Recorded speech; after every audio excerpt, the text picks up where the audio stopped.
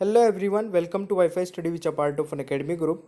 दोस्तों, आज की इस वीडियो में हम देखने वाले हैं 50 PYQs। ज़्यादा हो जाएंगे वैसे 50 से भी, तो ये काफ़ी इंपॉर्टेंट रहेगा मॉक टेस्ट आप सभी एग्ज़ाम के पॉइंट ऑफ व्यू से। और आप इस वीडियो को अगर पसंद करते हैं, आपको ये चीज़ें समझ आती है, तो प्लीज़ लाइक कर देना और अपने दोस्तों के साथ में शेयर जरूर करिएगा। बाकी भाई, Telegram group Saurabh Malik official नाम से इसको ज्वाइन कर लेना। यहाँ पे आप लोगों को अनअकैडमी की स्पेशल क्लासेस के लिंक मिल जाते हैं। ठीक है, 2:30 बजे क्लास होती है दिन में और रात में 11 बजे होती है। दोनों क्लासेस इंपॉर्टेंट है। प्लस सब्सक्रिप्शन के सारे बेनिफिट आपको तभी मिलते हैं जब आप ये क्लासेस ज्वाइन कर लेते हैं। ठीक है, और यहाँ पे आप लोग अनअकैडमी का कोई भी कोर्स ज्वाइन करते हैं तो स्टडी 10 कोड यूज करेगा किसी भी कैटेगरी में, आपको मैक्सिमम डिस्काउंट मिल जाएगा। प्राइस हाइक होने वाला है दोस्तों जल्दी। ठीक है, 31 मई के बाद शायद हो जाएंगे, तो आप लोग सब्सक्रिप्शन ज्वाइन कर सकते हैं किसी भी कैटेगरी में। सफलता बैच 25 मई से, सिलेक्शन बैच भी 25 मई से स्टार्ट हो चुका है। प्लस सब्सक्रिप्शन और आइकॉनिक सब्सक्रिप्शन ज्वाइन करने के लिए आपको कोड स्टडी 10 ही यूज करना है। आइकॉनिक के फीचर है प्राइटिन डाउट सोल्विंग, प्राइटिन लाइव क्लास, बाकी आप डिटेल में पढ़ सकते हैं। ये सारे टेस्ट सीरीज दोस्तों फ्री ऑफ कॉस्ट है एसएससी कैटेगरी में, इनको आप देख सकते हैं। रेज आ हैंड करके आप अपना क्वेश्चन लाइव क्लास में पूछ सकते हैं और अनअकैडमी से आप अपने सारे डाउट क्लियर कर सकते हैं। तो चलिए शुरू करते हैं आज की वीडियो को, प्लीज़ पूरा एंड तक देखिएगा। दोस्तों, आज की वीडियो का पहला क्वेश्चन है, निम्नलिखित में से कौन सा संगठन भारत के स्थलाकृति मानचित्र की रचना करता है। देखिए, आपको हर एक क्वेश्चन के लिए 3 से 4 सेकंड दिए जाएंगे। अगर आपको क्वेश्चन का आंसर आता होगा तो नीचे कमेंट बॉक्स में जरूर बताइएगा। मेरे प्यारे दोस्तों, इस क्वेश्चन का जो सही आंसर होगा वह होने वाला है सर्वे ऑफ इंडिया, यानी कि बी राइट आंसर होने वाला है। ठीक है, अगर मैं बात करूं दोस्तों सर्वे ऑफ इंडिया की स्थापना कब हुई थी, तो स्थापना हुई थी 1767 में। अगर मैं बात करूं अभी इसके हेड कौन है, सर्वे ऑफ इंडिया के दोस्तों हेड है नवीन तोमर। और मिनिस्टर कौन है दोस्तों जो रेस्पॉन्सिबल है, वो डॉक्टर जितेंद्र सिंह, जो कि minister of science and technology है। तो ये चीज़ आप लोगों को याद रखनी है सर्वे ऑफ इंडिया के बारे में। आई होप कि ये क्वेश्चन आपको समझ आया होगा और इस क्वेश्चन का आंसर जरूर याद रखिएगा दोस्तों, एग्जाम में कई बार पूछा जा चुका है। चलिए नेक्स्ट क्वेश्चन पर आते हैं। दूसरा क्वेश्चन है, पूर्वी तटीय मैदान का नाम क्या है या फिर किस और नाम से जाना जाता है। पूर्वी तटीय मैदान को दोस्तों और किस नाम से जाना जाता है, कोशिश करिए क्योंकि क्वेश्चन काफ़ी अच्छा है और आप लोगों को जरूर पता होना चाहिए। इस क्वेश्चन का दोस्तों जो सही आंसर होगा, पूर्वी तटीय मैदान का नाम और किस नाम से जाना जाता है, तो इस क्वेश्चन का राइट आंसर होगा कोरोमंडल तटीय मैदान, यानी कि इस क्वेश्चन का सही आंसर ऑप्शन सी होने वाला है। काफी बढ़िया भाई। तीसरा क्वेश्चन है, भारत का क्षेत्रफल पाकिस्तान के क्षेत्रफल से खालिस्तान गुना बड़ा है, यानी कि भारत का क्षेत्रफल पाकिस्तान के क्षेत्रफल से कितना गुना बड़ा है दोस्तों। तो इस क्वेश्चन का राइट आंसर क्या होगा, बिल्कुल सही आंसर होगा दोस्तों, भारत का क्षेत्रफल पाकिस्तान के क्षेत्रफल से 4 गुना बड़ा है दोस्तों। ठीक है, अप्रोक्स मतलब 4 गुना बड़ा है। तो इस क्वेश्चन का सही आंसर ऑप्शन बी हो जाएगा। देखिए, मैं बता देता हूं कि पाकिस्तान का जो क्षेत्रफल है वो 7,96,095 वर्ग किलोमीटर है और दोस्तों भारत का क्षेत्रफल है 3,28,07,263 वर्ग किलोमीटर। तो मतलब अप्रोक्स 4 गुना बड़ा बैठ रहा है। तो आप लोगों को यह याद रखना है। ठीक है, चलिए अगला क्वेश्चन क्या आता है दोस्तों। नेक्स्ट है, भारतीय उपमहाद्वीप मुख्यतः का एक हिस्सा है। ठीक है, इंडियन सब continent was mainly a part of. अच्छा क्वेश्चन है, ये भी कई बार एग्जाम में आ चुका है। तो जरा इस क्वेश्चन का आप मुझे आंसर बताइए। मेरे प्यारे दोस्तों, इस क्वेश्चन का जो सही आंसर होने वाला है, गोंडवाना लैंड का दोस्तों जो भारतीय उपमहाद्वीप है वो किसका हिस्सा है, गोंडवाना लैंड का, यानी कि इस क्वेश्चन का राइट आंसर ऑप्शन डी होगा। थोड़ा सा दोस्तों हिस्ट्री में बताता हूं आप लोगों को। देखिए, प्रारंभ में पृथ्वी एक बड़ा भूभाग था जिसे पेंजिया कहा जाता था, जो पंचला नामक एक बड़े जल निकाय से घिरा हुआ था दोस्तों। देखिए, जो बड़ा भूभाग था पृथ्वी दोस्तों, ये 2 टुकड़ों में टूट गया था, जिसमें एक भाग तो था दोस्तों जिसको कहते हैं अंगारा भूमि और एक गोंडवाना लैंड। जो भारत हिस्सा है दोस्तों वो गोंडवाना लैंड का है, यह आप लोगों को याद रखना है। ठीक है, समझ आ गया सभी को। चलिए जी, अगला क्वेश्चन क्या कहता है, भारत में किस राज्य का सबसे बड़ा क्षेत्र है, बताइए। Which state has the largest area in India. तो यहाँ पे अगर मैं बात करूँ लार्जेस्ट एरिया की, तो दोस्तों लार्जेस्ट एरिया जो है वो राजस्थान का है। ठीक है, राजस्थान के पास कितना एरिया है दोस्तों? Rajasthan with an area of about 3,42,239 kilometre square का जो एरिया है वो राजस्थान के पास है। और सेकंड नंबर पे आता है दोस्तों मध्य प्रदेश। ठीक है, 3,08,245 किलोमीटर। तो ये आप लोगों को समझ आ गया सभी को? ठीक है, तो राजस्थान पहले पर है और मध्य प्रदेश दूसरे पर है, इसमें कंफ्यूज नहीं होना है। भारत की तटीय रेखा कितनी है दोस्तों? भारत की तटीय रेखा, coast line of India is, आराम से सोच समझ के आंसर करिए क्योंकि हर एक क्वेश्चन एग्जाम के लिए इंपॉर्टेंट है भाई। ठीक है, तो सभी क्वेश्चंस जितने भी करा रहा हूं वो सारे एग्जाम के पॉइंट ऑफ व्यू से बहुत ज़्यादा इंपॉर्टेंट रहने वाले हैं। तो फटाफट आप आंसर बताइए सोच समझ के। इस क्वेश्चन का जो राइट आंसर होगा मेरे प्यारे दोस्तों वह होने वाला है 7,500 किलोमीटर। ठीक है, भारत की जो तटीय रेखा है वो कितनी है? 7,500 किलोमीटर। अच्छा, कई स्टूडेंट सोच रहे होंगे कि नहीं सर गलत बता रहे हो। बिल्कुल सही बता रहा हूँ, सुन लीजिए। भारतीय मुख्य भूमि के जो समुद्र तट रेखा है दोस्तों, तट जो कोस्टल लाइन है वो 6100 किलोमीटर है। जितने 6100 किलोमीटर लगा रहे हैं वो भी बिल्कुल सही है, बट वो किस पॉइंट पे सही है? भारतीय मुख्य भूमि के समुद्री तट की दोस्तों। ठीक है, जबकि अंडमान निकोबार और लक्षद्वीप समूह की अगर सीमा को हम ऐड कर ले समुद्री तट सीमा को, तो पूरा मिला के 7500 किलोमीटर होता है। तो यहाँ पे क्या पूछा गया था दोस्तों? भारत की तट रेखा। तो अगर पूरी भारत की पूछी जा रही है तो उसका आंसर 7500 ही लगाना है, 6100 मत लगा देना। ठीक है ना? चलिए नेक्स्ट क्वेश्चन की ओर बढ़े।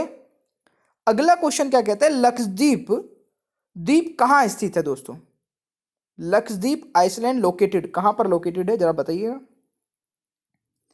तो देखिए लक्षद्वीप कहां स्थित है? ये स्थित है दोस्तों, लक्षद्वीप कहां स्थित है? Where is Lakshadweep island located? तो ये स्थित है मेरे प्यारे दोस्तों अरब सागर में। कहां पर? अरब सागर में। ये चीज आप लोगों को याद रखना है।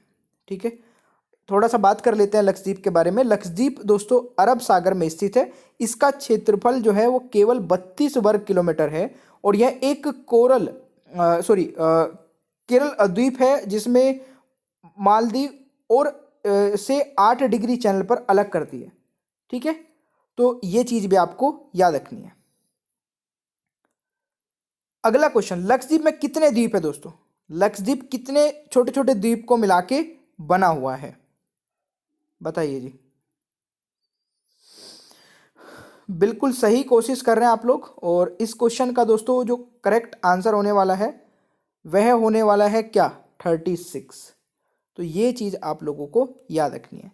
देखिए लक्षद्वीप एक कोरल द्वीप समूह है जिसमें 36 द्वीप है। इसकी राजधानी दोस्तों कवरत्ती है और इसे 10 डिग्री चैनल द्वारा द्वीपों के दो समूह अर्थात अंडमान द्वीप और लक्षद्वीप में विभाजित होता है। यानी कि अंडमान द्वीप और लक्षद्वीप दोस्तों 10 डिग्री चैनल से अलग होता है। ये क्वेश्चन भी एग्जाम में पूछा जाता है, तो ये भी एक अलग क्वेश्चन है और इम्पोर्टेंट भी है। ठीक है,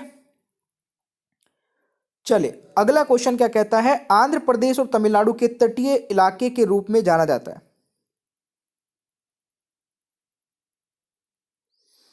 देखिए इस क्वेश्चन के बारे में अगर मैं बात करूं दोस्तों तो ये क्वेश्चन होने वाला है आंध्र प्रदेश और तमिलनाडु के तटीय इलाके के रूप में जाना जाता है कोरोमंडल तट, यानी कि बी राइट आंसर होगा दोस्तों। तो यह आप लोगों को याद रखना है। थोड़ा सा बता देता हूं, आंध्र तट के कुछ हिस्सों और तमिलनाडु के तट को एक साथ कोरोमंडल तट या फिर पायन घाट के रूप में जाना जाता है। वैसे कोरोमंडल तट ज़्यादा इंपॉर्टेंट है क्योंकि ये क्वेश्चन आ चुका है।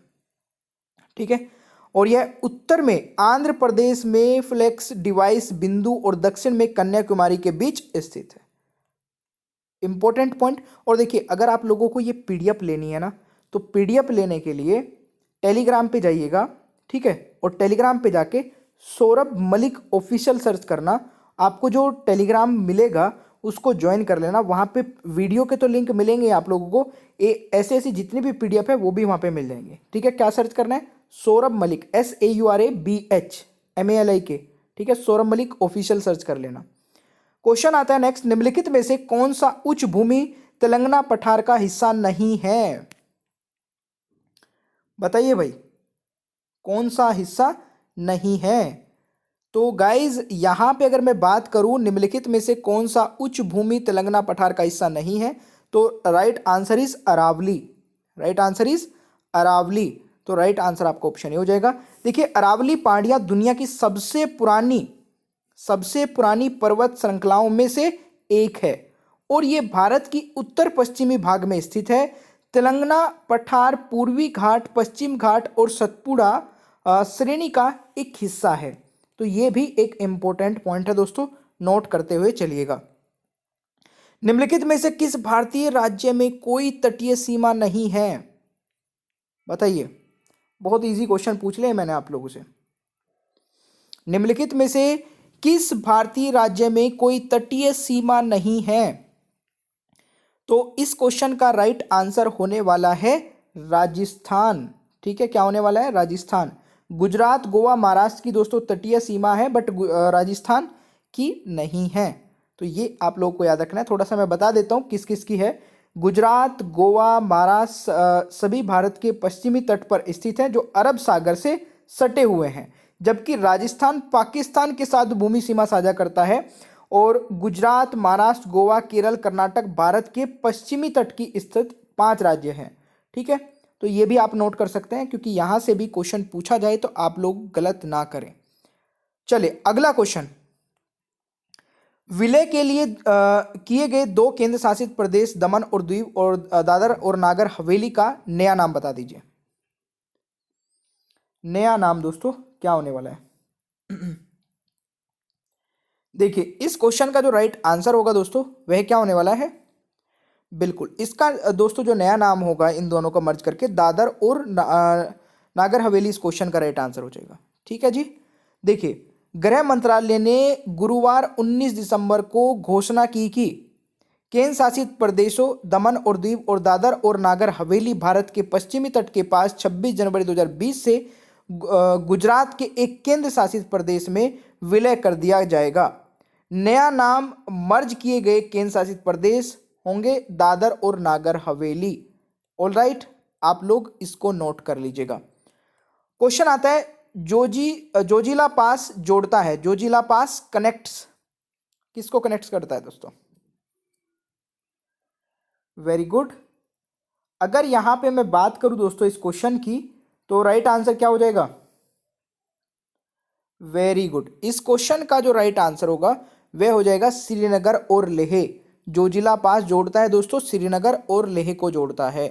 ठीक है, देखिए, बोमडिला दर्रा अरुणाचल प्रदेश को तिब्बत की राजधानी लासा से जोड़ता है। यह भूटान के पूर्व में स्थित, यह पूर्वोत्तर राज्यों में अरुणाचल प्रदेश में स्थित है। तो इस क्वेश्चन का राइट आंसर दोस्तों आप लोगों को याद रखना है, श्रीनगर एंड ले को जोड़ता है। ऑलराइट, चलिए जी नेक्स्ट क्वेश्चन आ रहा है, कुल्लू घाटी निम्नलिखित में से किस पर्वत श्रृंखला में स्थित है? देखिए, कुल्लू घाटी निम्नलिखित में से किस पर्वत श्रृंखला में स्थित है मेरे प्यारे दोस्तों? तो इस क्वेश्चन का सही उत्तर होने वाला है, वेरी गुड, धौलाधार और पीर पंजाल। ठीक है, कुल्लू घाटी निम्नलिखित किस पर्वत श्रृंखला में स्थित है? तो धौलाधार और पीर पंजाल इस क्वेश्चन का राइट आंसर हो जाएगा। देखिए, कुल्लू घाटी धौलाधार और पीर पंजाल श्रेणी के बीच बनी है। जब व्यास नदी इन श्रेणियों में कटती है तो यह शानदार दृश्यों का उत्तराधिकारी देती है। ठीक है, चलिए जी अगला क्वेश्चन आता है, हिमाचल प्रदेश में एक पास है, इन चारों में से बताना है कौन सा पास है। तो इस क्वेश्चन के अगर बारे में बात करें तो हिमाचल प्रदेश में एक पास है, कौन सा दोस्तों? सिप किला। ठीक है, तो राइट आंसर इज ऑप्शन है। तो ये आप लोगों को याद रखना है। यहाँ पे अगर मैं बात करूँ दोस्तों, हिमाचल प्रदेश में सिपकिला दर्रा भारत चीन सीमा पर एक बॉर्डर पोस्ट है। भारत में सतलज नदी का प्रवेश इसी दर्रे से होता है। ये भी आप लोगों को नोट कर लेना मेरे प्यारे दोस्तों। ठीक है जी, चलिए अगला क्वेश्चन आपका आता है। क्वेश्चन आता है, पलक्कड़ की खदाई निम्नलिखित से किस राज्य को जोड़ती है? बताइए। तो दोस्तों ये जोड़ती है केरल और तमिलनाडु को। ठीक है, केरल और तमिलनाडु यहाँ पे राइट आंसर हो जाएगा। देखिए यह तमिलनाडु और केरल के बीच पश्चिमी घाट में स्थित एक पास है। इसे पालघाट गैप के नाम से भी जाना जाता है। पश्चिमी घाट के अन्य प्रसिद्ध दर्रे थालघाट और भोर घाट है दोस्तों, तो ये आप लोगों को याद रखना है। ठीक है, क्वेश्चन आता है खालिस्तान महान हिमालय में एक ठंडा रेगिस्तान है। तो देखिए जी, इस क्वेश्चन का अगर मैं बात करूं यहाँ पे राइट आंसर की, तो क्या होगा? बिल्कुल सही आंसर है मेरे प्यारे दोस्तों। इस क्वेश्चन का राइट आंसर हो जाएगा लद्दाख। ठीक है, महान हिमालयन खालिस्तान महान हिमालयन में एक ठंडा रेगिस्तान है लद्दाख। तो ठंडे रेगिस्तान की क्या डेफिनेशन है? और ठंडे, देखिए ठंड के रेगिस्तान में दुनिया के किसी भी अन्य रेगिस्तान की तरह बहुत कम वर्षा होती है दोस्तों। ठीक है, हालांकि इन क्षेत्र में उनकी भौगोलिक स्थिति के कारण तापमान बहुत कम होता है, तो इसीलिए इनको दोस्तों ठंडा रेगिस्तान कहा जाता है। वर्षा यहाँ पर भी कम ही होती है, मतलब इसका रेगिस्तान कहने का रीजन यही है। लद्दाख में बहुत कम वर्षा के साथ संयुक्त ऊंचाई यह एक ठंडा रेगिस्तान बनाती है। गोबी रेगिस्तान ठंडे रेगिस्तान का एक और उदाहरण है दोस्तों, ये भी आप नोट कर सकते हैं। ठीक है, चलिए जी अगला क्वेश्चन।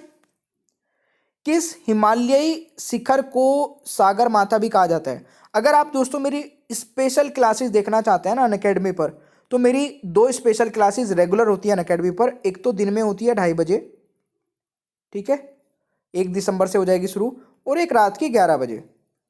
और मेरे हिसाब से दोनों ही आप लोगों को ये ज्वाइन करनी चाहिए। रात के टाइम पे जीके क्विज होता है एक बहुत ही बेहतरीन। दोनों स्पेशल क्लासेस बहुत इंपॉर्टेंट होती है। आप मेरी प्रोफाइल को फॉलो कर सकते हैं, नीचे डिस्क्रिप्शन बॉक्स में लिंक है। यहाँ पे माउंट एवरेस्ट दोस्तों राइट आंसर हो जाएगा। किस हिमालयी शिखर को सागर माथा भी कहा जाता है? तो माउंट एवरेस्ट यहाँ पे राइट आंसर हो जाएगा। ठीक है, सागर माथा दोस्तों माउंट एवरेस्ट का नेपाली नाम है। यह दुनिया की सबसे ऊंची चोटी है जिसकी ऊंचाई लगभग 8,850 मीटर है। यह भी आप नोट कर सकते हैं। अगला क्वेश्चन क्या कहता है कि हिमालय की सबसे पूर्वी चोटी कौन सी है? हिमालय की सबसे पूर्वी चोटी, तो मेरे प्यारे दोस्तों हिमालय की सबसे पूर्वी चोटी है नमचा बारवा, यानी कि ऑप्शन होने वाला है ए राइट आंसर। देखिए हिमालय की सबसे पूर्वी चोटी नमचा बारवा है, जहां से ब्रह्मपुत्र नदी भारत में प्रवेश करती है। सबसे पश्चिमी चोटी नंगा पर्वत है, तो ये भी आप लोग नोट कर सकते हैं। बढ़ते हैं अगले क्वेश्चन की ओर। गॉडविन ऑस्टिन है, गॉडविन ऑस्टिन इज अ, क्या है दोस्तों? बहुत ही बेहतरीन। गॉडविन ऑस्टिन दोस्तों क्या है? एक पीक है, सॉरी आर नहीं होगा, पी होगा, तो प्लीज इसको करेक्ट कर लेना। ठीक है ना, चोटी है। तो यहां पे अगर मैं बात करूं दोस्तों गॉडविन ऑस्टिन की, तो देखिए माउंट एवरेस्ट के बाद गॉडविन ऑस्टिन दुनिया की दूसरी सबसे ऊंची चोटी है, जिसे दोस्तों K2 के नाम से भी जाना जाता है, या K2 भी कहा जाता है। इसकी ऊंचाई लगभग 8,611 मीटर है। तो ये पॉइंट आप लोगों को नोट कर लेना है। दोस्तों क्वेश्चन आता है कि भारत की सबसे ऊंची चोटी कौन सी है? भारत की, ध्यान से सुनिएगा, भारत की सबसे ऊंची चोटी कौन सी है भाई? तो भारत की सबसे ऊंची चोटी दोस्तों K2 है, यानी कि गॉडविन ऑस्टिन है। कौन सी है दोस्तों? K2 है। मैंने अभी बताया था K2 भारत की सबसे ऊंची चोटी है और दुनिया में दूसरी सेकंड नंबर पे आने वाली चोटी है, जिसकी ऊंचाई लगभग 8,611 मीटर है। यह काराकोरम श्रेणी में स्थित है। यह भी एक इंपॉर्टेंट है, कई बार पूछ ले जाता है दोस्तों, जो K2 चोटी है यह किस श्रेणी में सबसे हाईएस्ट है? तो यह काराकोरम श्रेणी में स्थित है। कहां पर स्थित है यह भी पूछ ले जाता है। क्वेश्चन आता है हिमालय पर्वतमाला का हिस्सा कौन सा पर्वत नहीं है? बताइए भाई। तो मेरे प्यारे दोस्तों इस क्वेश्चन के बारे में अगर मैं बात करूं, तो बिल्कुल सही आंसर आप लोग कर रहे हैं, और इस क्वेश्चन का राइट आंसर हो जाएगा अरावली। क्या हो जाएगा? Aravalli is the right answer. Himalaya पर्वतमाला का हिस्सा कौन सा पर्वत नहीं है? अरावली नहीं है। देखिए अरावली के बारे में अगर मैं बात करूं दोस्तों, अरावली हिमालय श्रृंखला का हिस्सा नहीं है। यह भारत की उत्तरी पश्चिम भाग में स्थित है। गुरु शिखर लगभग 1722 मीटर की ऊंचाई पर अरावली की सबसे ऊंची चोटी है। यह भी आप लोगों को याद रखना है, अरावली की सबसे ऊंची चोटी गुरु शिखर, जिसकी ऊंचाई कितनी है, 1722 मीटर है। ऑलराइट, चलिए जी, यहाँ पे भी मैं ये और बता देता हूँ, द हिंदू कुश एक 800 किलोमीटर लंबी पर्वत श्रृंखला है जो अफगानिस्तान के मध्यम से अपने केंद्र से दोस्तों उत्तरी पाकिस्तान में फैला है ना। तो ये भी आप लोगों को याद रखना है। देखिए, ग्रेटर हिमालय का दूसरा नाम, ग्रेटर हिमालय का दूसरा नाम जरा बताइए क्या है। तो मेरे प्यारे दोस्तों, ग्रेटर हिमालय का दूसरा नाम है हिमाद्री। क्या है, हिमाद्री, यानी कि ऑप्शन हो जाएगा ए राइट आंसर। ठीक है, देखिए, महान हिमालय सबसे विशाल हिमालय श्रृंखला है और इसे आंतरिक हिमालय के रूप में भी जाना जाता है। उन्हें हिमाद्री के नाम से भी जाना जाता है दोस्तों। अधिकांश पर्वत श्रृंखला और चोटियां इसी सीमा में स्थित है। ये पॉइंट काफी इंपॉर्टेंट है, नोट करके रखिएगा। ठीक है, जैसे कि मैंने पीडीएफ बता दी थी आपको, कहाँ से मिलेगी ये पीडीएफ, टेलीग्राम पे जाना, सौरभ मलिक ऑफिशियल सर्च कर लेना, वहीं पे स्पेशल क्लासेस के लिंक भी मिल जाएंगे, जो मतलब मेरी 2:30 बजे और रात को 11 बजे क्लास होती है, दोनों क्लासेस के लिंक आपको वहां पे मिल जाएंगे। क्वेश्चन क्या कहता है, नेक्स्ट क्वेश्चन है, नाग टिब्बा और महाभारत पर्वत श्रृंखला में स्थित है। तो गाइज, इस क्वेश्चन का जो राइट आंसर होने वाला है वह क्या होगा, लघु हिमालय, लेसर हिमालय, इस क्वेश्चन का दोस्तों राइट आंसर हो जाएगा, यानी कि सी। ठीक है, इसके बारे में बता देता हूं, महाभारत और नाग टिब्बा श्रृंखला लघु हिमालय में शामिल है। लघु हिमालय दोस्तों ग्रेटर हिमालय के 7 प्रमुख पूर्वी पश्चिम पर्वत श्रृंखला है। उन्हें हिमाचल भी कहा जाता है, तो ये भी आप नोट कर सकते हैं। निम्नलिखित में से किसे सह्याद्री पर्वत के नाम से जाना जाता है। तो गाइज, इस क्वेश्चन का राइट आंसर हो जाएगा वेस्टर्न घाट। ठीक है, western Ghat is the right answer. देखिए, सह्याद्री पश्चिमी घाट का दूसरा नाम है। पश्चिमी घाट का एक जैविक मैं बोल सकता हूं हॉटस्पॉट भी है और भारत में सबसे अधिक जैव विविधता यहां पाई जाती है। दोस्तों, कौन सा कथन सही है इनमें से, जरा पढ़िए और आंसर लगाइएगा। तो इनमें से कौन सा सही है, इसके बारे में अगर मैं बात करूं दोस्तों, तो यहां पे महादेव पर्वत और कर्नाटक सॉरी नहीं नहीं नहीं, ये गलत है। महादेव पर्वत और मैकाल पर्वत के पश्चिम में है। हाँ, ये सही है। मेरे को ये नहीं, ये सही नहीं है। तो right answer is option A, इसको देख लीजिएगा। ठीक है, देखिए, महादेव पहाड़ियां मध्य प्रदेश में है और छत्तीसगढ़ में स्थित है। मैकाल पर्वत के पश्चिम में स्थित है। ये दोनों पहाड़ियां दोस्तों सतपुड़ा रेंज का एक हिस्सा है। ये भी आप लोग याद रख सकते हैं कि दोनों पहाड़ियां सतपुड़ा रेंज का हिस्सा है। चलिए, एक पर्वत का अंतराल जो प्राकृतिक मार्ग प्रदान करता है के रूप में जाना जाता है। तो गाइज, इस क्वेश्चन का राइट आंसर होने वाला है पास। सी इज द राइट आंसर। ठीक है, इसके बारे में बात करूं तो एक पास भूवैज्ञानिक गठन के पहाड़ों की एक श्रेणी में एक स्थान है जो आसपास की चोटियों से कम है। यह पहाड़ों के माध्यम से एक प्राकृतिक मार्ग के रूप में कार्य करता है।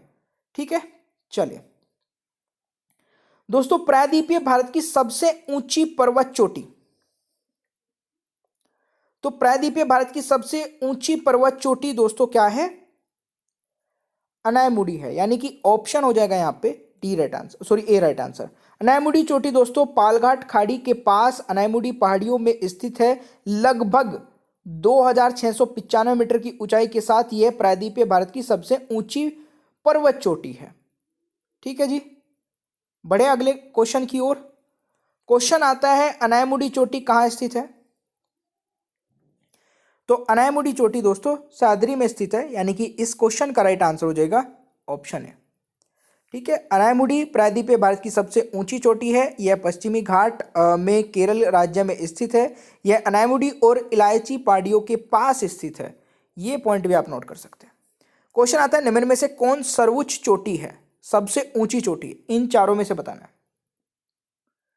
दोस्तों इन चारों में से सबसे ऊंची चोटी है हाँ, नंगा पर्वत इस क्वेश्चन का राइट आंसर होगा, यानी कि सी राइट आंसर हो जाएगा। ठीक है।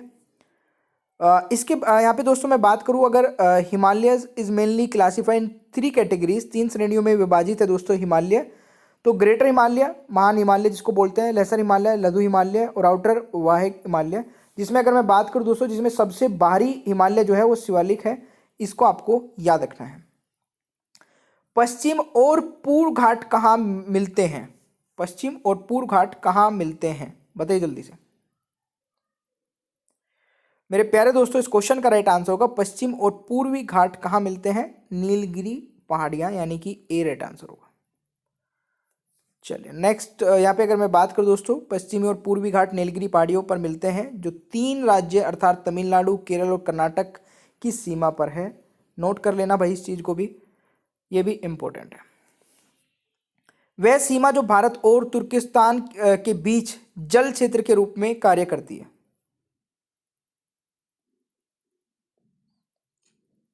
तो दोस्तों इस क्वेश्चन का राइट आंसर हो जाएगा कराकोरम, यानी कि सी राइट आंसर हो जाएगा। ठीक है। नेक्स्ट क्वेश्चन है, कराकोरम अफगानिस्तान और चीन के साथ भारत का सीमावर्ती क्षेत्र है और भारत और तुर्किस्तान के बीच जल क्षेत्र के रूप में कार्य करता है। अगला क्वेश्चन है, नंदा देवी चोटी राज्य में स्थित है, किस राज्य में स्थित है नंदा देवी? तो देखिए, Nanda Devi peak is located in state Uttarakhand. कहाँ पर है? Uttarakhand is the right answer. तो यहाँ पे अगर मैं बात करूँ दोस्तों, नंदा देवी शिखर जो है वो 7,816 मीटर भारत के उत्तराखंड राज्य में स्थित है, याद रखना है। क्वेश्चन आता है, वह क्षेत्र जो गंगा और सिंधु नदी प्रणालियों के बीच एक जल विभाजन है, बताइए जल्दी से दोस्तों। इस क्वेश्चन का राइट आंसर होने वाला है अंबाला। क्या होगा? Ambala is the right answer. Sorry sorry sorry, क्या पूछा है? वह क्षेत्र जो गंगा और सिंधु नदी प्रणालियों के बीच, हाँ, Ambala is the right answer. ठीक है।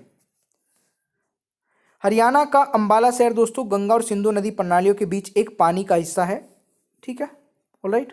भारत में पश्चिमी तट के उत्तरी भाग को कहा जाता है, जल्दी बताइए क्या कहा जाता है? तो गाइज इस क्वेश्चन का राइट आंसर क्या हो जाएगा?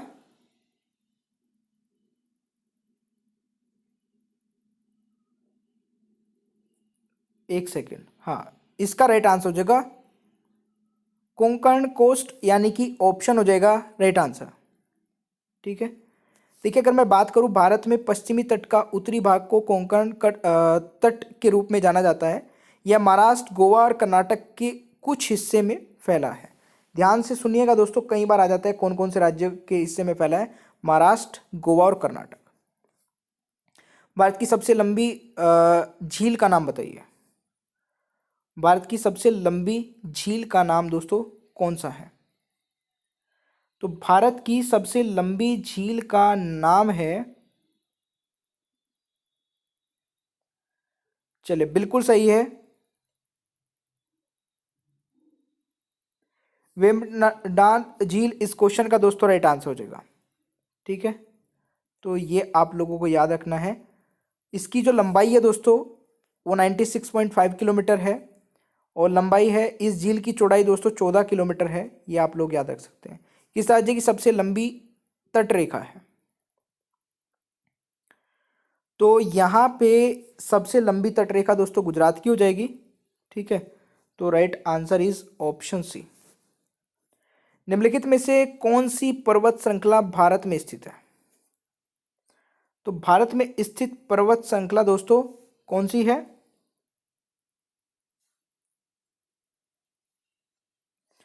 पीर पंजाल। ठीक है, मैंने यहाँ पे लिख दिया है सारी, कौन सी जो है पर्वत श्रृंखला किस देश में है। ठीक है।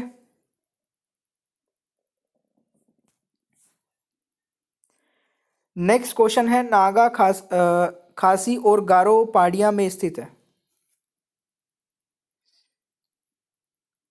तो ये स्थित है दोस्तों पूर्वी सीमा पर, यानी कि A is the right answer. Naga Khasi और गारो पहाड़ी सभी उत्तर पूर्वी भारत में स्थित है। कराकोरम, जास्कर और हिमालयन रेंज भारत के उत्तर पश्चिमी हिस्से में है। तो ये आप लोगों को याद रखना है। दोस्तों नेक्स्ट क्वेश्चन है, बाल्टोरो ग्लेशियर में स्थित है।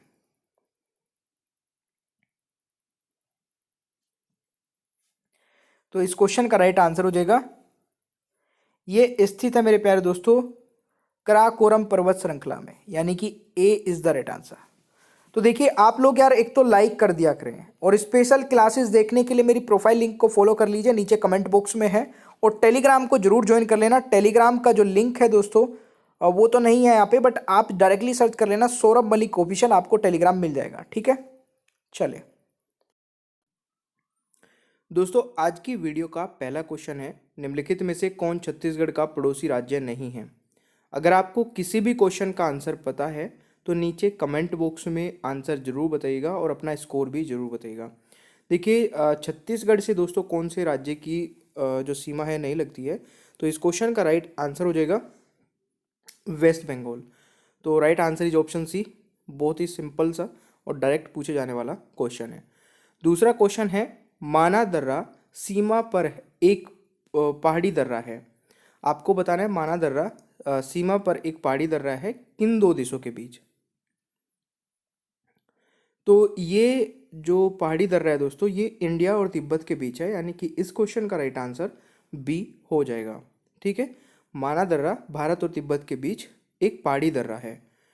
चलिए नेक्स्ट क्वेश्चन आता है आपका कि नेपाल के साथ कितने राज्य अपनी सीमा साझा करते हैं। तो देखिए नेपाल के साथ में दोस्तों भारत की 5 राज्य सीमा साझा करते हैं। तो इस क्वेश्चन का राइट आंसर बी हो जाएगा। अब ये 5 राज्य कौन कौन से हैं तो मैं बता देता हूँ, यूके, यूपी, ठीक है, फिर आपका बिहार, फिर आपका आ जाएगा वेस्ट बंगाल, ठीक है, और फिर आपका आ जाएगा सिक्किम। तो ये हो गए आपके 5 राज्य जो नेपाल के साथ में सीमा साझा करते हैं। चले अगला क्वेश्चन आपका कहता है कि बांग्लादेश के साथ कितने राज्य अपनी सीमा साझा करते हैं। दोस्तों बांग्लादेश के साथ में, बिल्कुल बांग्लादेश के साथ में भी 5 राज्य सीमा साझा करते हैं। इस क्वेश्चन का भी राइट आंसर बी हो जाएगा। 5 राज्य कौन कौन से हैं, आपका वेस्ट बंगाल आ जाएगा, ठीक है, वेस्ट बंगाल, त्रिपुरा, मिजोरम, ठीक है, फिर आपका मेघालय। वेस्ट बंगाल, त्रिपुरा, मिजोरम और मेघालय, और एक आपका, हाँ एक आपका आ जाएगा असम। ठीक है, तो ये 5 राज्य हो गए जो बांग्लादेश के साथ सीमा साझा करते हैं। सॉरी, ठीक है भाई। चलिए अगला क्वेश्चन आता है, किस भारतीय राज्य की सबसे लंबी अंतर्राष्ट्रीय सीमा है। Which Indian state has the longest international border. तो दोस्तों सबसे लंबी इंटरनेशनल बॉर्डर जो है वो दोस्तों राजस्थान के साथ में लगता है। ठीक है, तो यहाँ पे अगर मैं बात करूँ दोस्तों, राजस्थान में भारत पाकिस्तान अंतर्राष्ट्रीय सीमा लगभग 1070 किलोमीटर लगती है। ठीक है, 1070 किलोमीटर। कई बार क्वेश्चन में ये भी पूछ ले जाता है, तो ये भी आप लोगों को याद रखना है। ठीक है, जिसमें दोस्तों राजस्थान के कुछ प्रमुख जिलों के मैं नाम बता देता हूँ जो टच करते हैं। इसमें बाड़मेर आ जाता है, बीकानेर आ जाता है, गंगानगर आ जाता है और जैसलमेर आ जाता है। ये कुछ इम्पोर्टेंट डिस्ट्रिक्ट हैं जो पाकिस्तान से मतलब बॉर्डर टच करते हैं। चलिए अगला क्वेश्चन हमारा क्या कहता है, ये सारे आप देख लीजिएगा। कौन सा देश भारत के साथ सबसे लंबी सीमा साझा करता है। यहाँ पे दोस्तों राज्य की बात की गई थी, अभी क्वेश्चन दोनों अलग है, देख लीजिए एक बार। पहले पूछा था किस भारतीय राज्य की सबसे लंबी अंतर्राष्ट्रीय सीमा है, वो राजस्थान की है, ये क्वेश्चन है। फिर नेक्स्ट क्वेश्चन है कि कौन सा देश भारत के साथ सबसे लंबी सीमा साझा करता है, ये क्वेश्चन अलग है, ये दोनों सेम नहीं हो सकते। ठीक है, तो कौन सा देश भारत के साथ सबसे लंबी सीमा साझा करता है, वह आपका कौन सा हो जाएगा दोस्तों, बांग्लादेश हो जाएगा। ठीक है, करीब करीब बांग्लादेश 4000 प्लस 4096 किलोमीटर के करीब है 96, ठीक है, 4096 किलोमीटर के करीब दोस्तों बांग्लादेश और इंडिया के साथ में बाउंड्री टच होती है, ठीक है। क्वेश्चन आता है भारत के साथ कितने देश भूमि सीमा साझा करते हैं। इस क्वेश्चन का जो सही आंसर होगा दोस्तों भूमि सीमा, ध्यान से सुनिएगा। भूमि सीमा का मतलब ये है कि जैसे आपका श्रीलंका हो गया तो वो भूमि सीमा नहीं करता, तो उसको हम यहाँ पे काउंट नहीं करेंगे, क्योंकि काफ़ी सारे स्टूडेंट जो ऐसे होंगे कि सर ये तो गलत बता दिया आपने, बट गलत नहीं है दोस्तों। भारत के साथ कितने देश भूमि सीमा साझा करते हैं, केवल 6 देश करते हैं, ठीक है। अब जो नहीं करते हैं वो कहीं ना कहीं वोटर बॉडी से टच है, ठीक है, तो ये चीज़ आपको ध्यान रखनी है। निम्नलिखित में से कौन भारत और श्रीलंका को विभाजित करता है। भारत और श्रीलंका को दोस्तों विभाजित करने वाला जो स्टेट है, ठीक है, वो कौन सा है दोस्तों, ये आपको हो जाएगा पाक जलडमरू मध्य, यानी कि इस क्वेश्चन का राइट आंसर ऑप्शन हो जाएगा पाक state is the right answer, ठीक है। देखिए यहाँ पे अगर मैं बात करूँ दोस्तों पाक जलडमरू मध्य भारत के तमिलनाडु राज्य और श्रीलंका के द्वीप राष्ट्र की उत्तरी प्रांत में मन्नार जिले के बीच एक जलडमरू मध्य है। यह उत्तर पूर्व में बंगाल की खाड़ी को दक्षिण पश्चिम में पाक खाड़ी से जोड़ता है और जलडमरू मध्य 53 से 82 किलोमीटर चौड़ा है ये, ठीक है, तो ये पॉइंट भी आप नोट कर सकते हैं। क्वेश्चन आता है भारत पाकिस्तान सीमा कहलाती है।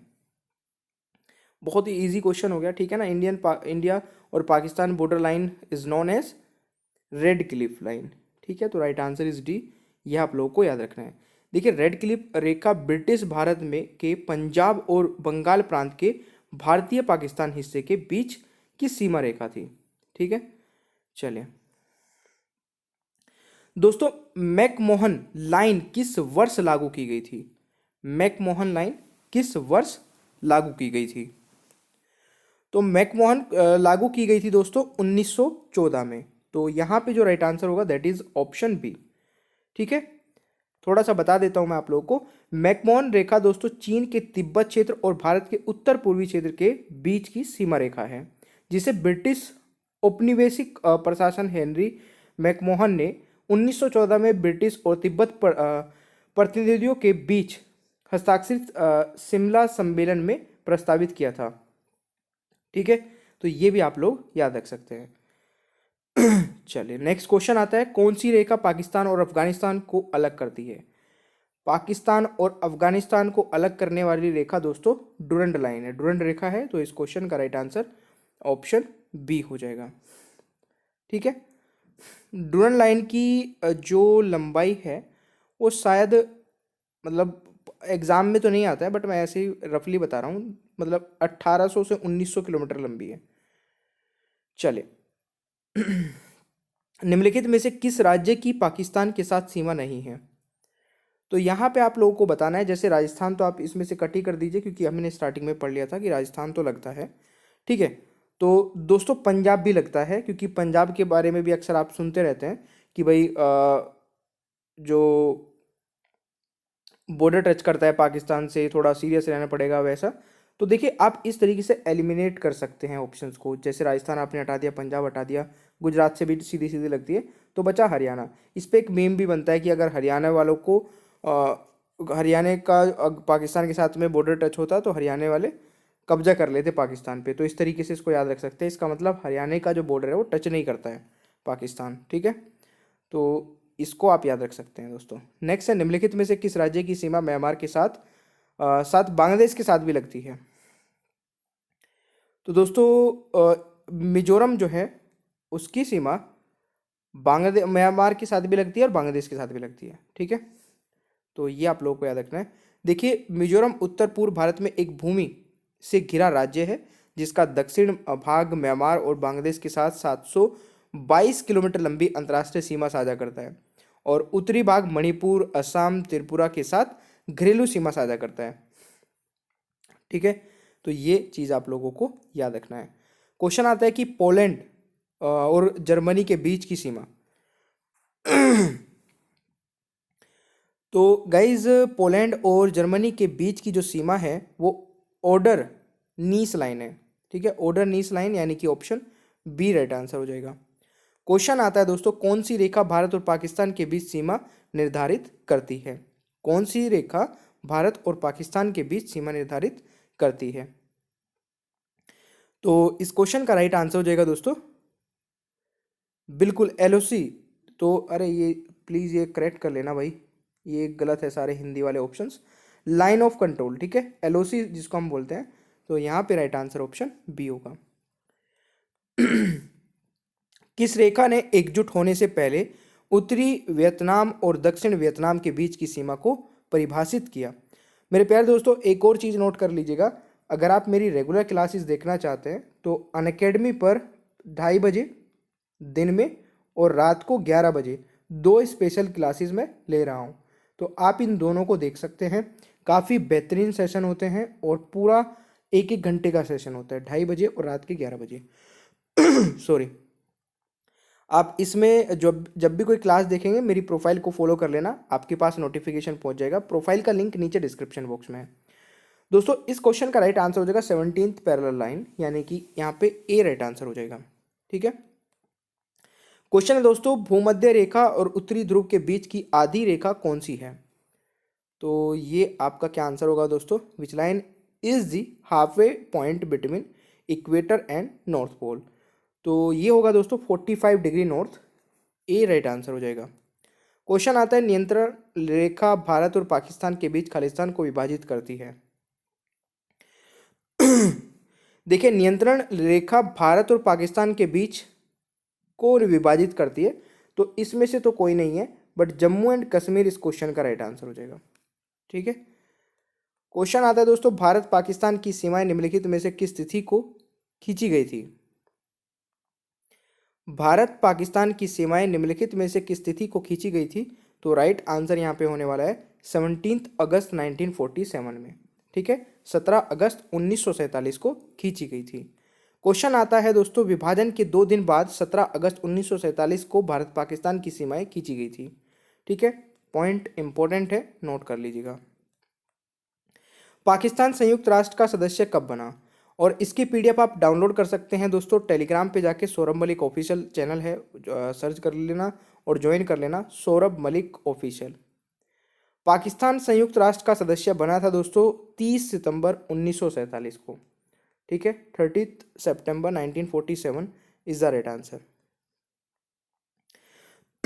इसको एक बार देख लीजिएगा, ब्रिटिश साम्राज्य से आज़ादी के ठीक 1 महीने बाद 30 सितंबर 1947 को पाकिस्तान आधिकारिक तौर पर यूएन में शामिल हो गया था। ठीक है, तो ये भी आप लोग याद रख सकते हैं। क्वेश्चन आता है, किस देश ने संयुक्त राष्ट्र में पाकिस्तान की सदस्यता का विरोध किया?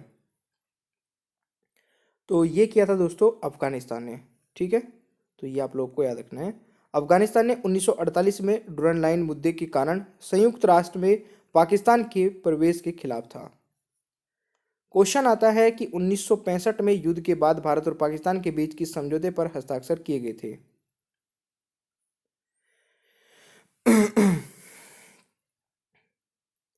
दोस्तों इस क्वेश्चन का राइट आंसर हो जाएगा बिल्कुल ताशकंद पैक्ट, यानी कि ताशकंद संधि हुई थी। तो right answer is option B. ठीक है, और ये आप लोगों को याद रखना है। नेक्स्ट क्वेश्चन आता है, कौन से भारतीय राज्य चीन के साथ सीमा साझा करते हैं? तो दोस्तों ये तीनों, जम्मू कश्मीर, अरुणाचल प्रदेश, उत्तराखंड, यानी कि ऑल दी अबव, ये सभी दोस्तों राज्य चीन के साथ सीमा साझा करते हैं। ठीक है, यहाँ पे और भी है, एक बार इनको देख लीजिए। जम्मू कश्मीर है, हिमाचल प्रदेश है, सिक्किम है, उत्तराखंड है और अरुणाचल प्रदेश है, भारतीय राज्य चीन के साथ सीमा साझा करते हैं। साथ ही चीन का जो तिब्बत दोस्तों स्वायत्त क्षेत्र है, भारत के साथ सीमा को छूता है। भारत का कौन सा राज्य चीन के साथ सबसे छोटी सीमा साझा करता है? सबसे छोटी, तो which state of India share the smallest border with China? तो ये आपका हिमाचल प्रदेश है। ठीक है, हिमाचल प्रदेश है। तो ये आप लोगों को याद रखना है। हिमाचल प्रदेश दोस्तों चीन के साथ लगभग 200 किलोमीटर की सीमा साझा करता है, जो भारत के अन्य साझा सीमावर्ती राज्यों से सबसे छोटी है, केवल 200 किलोमीटर की। ठीक है,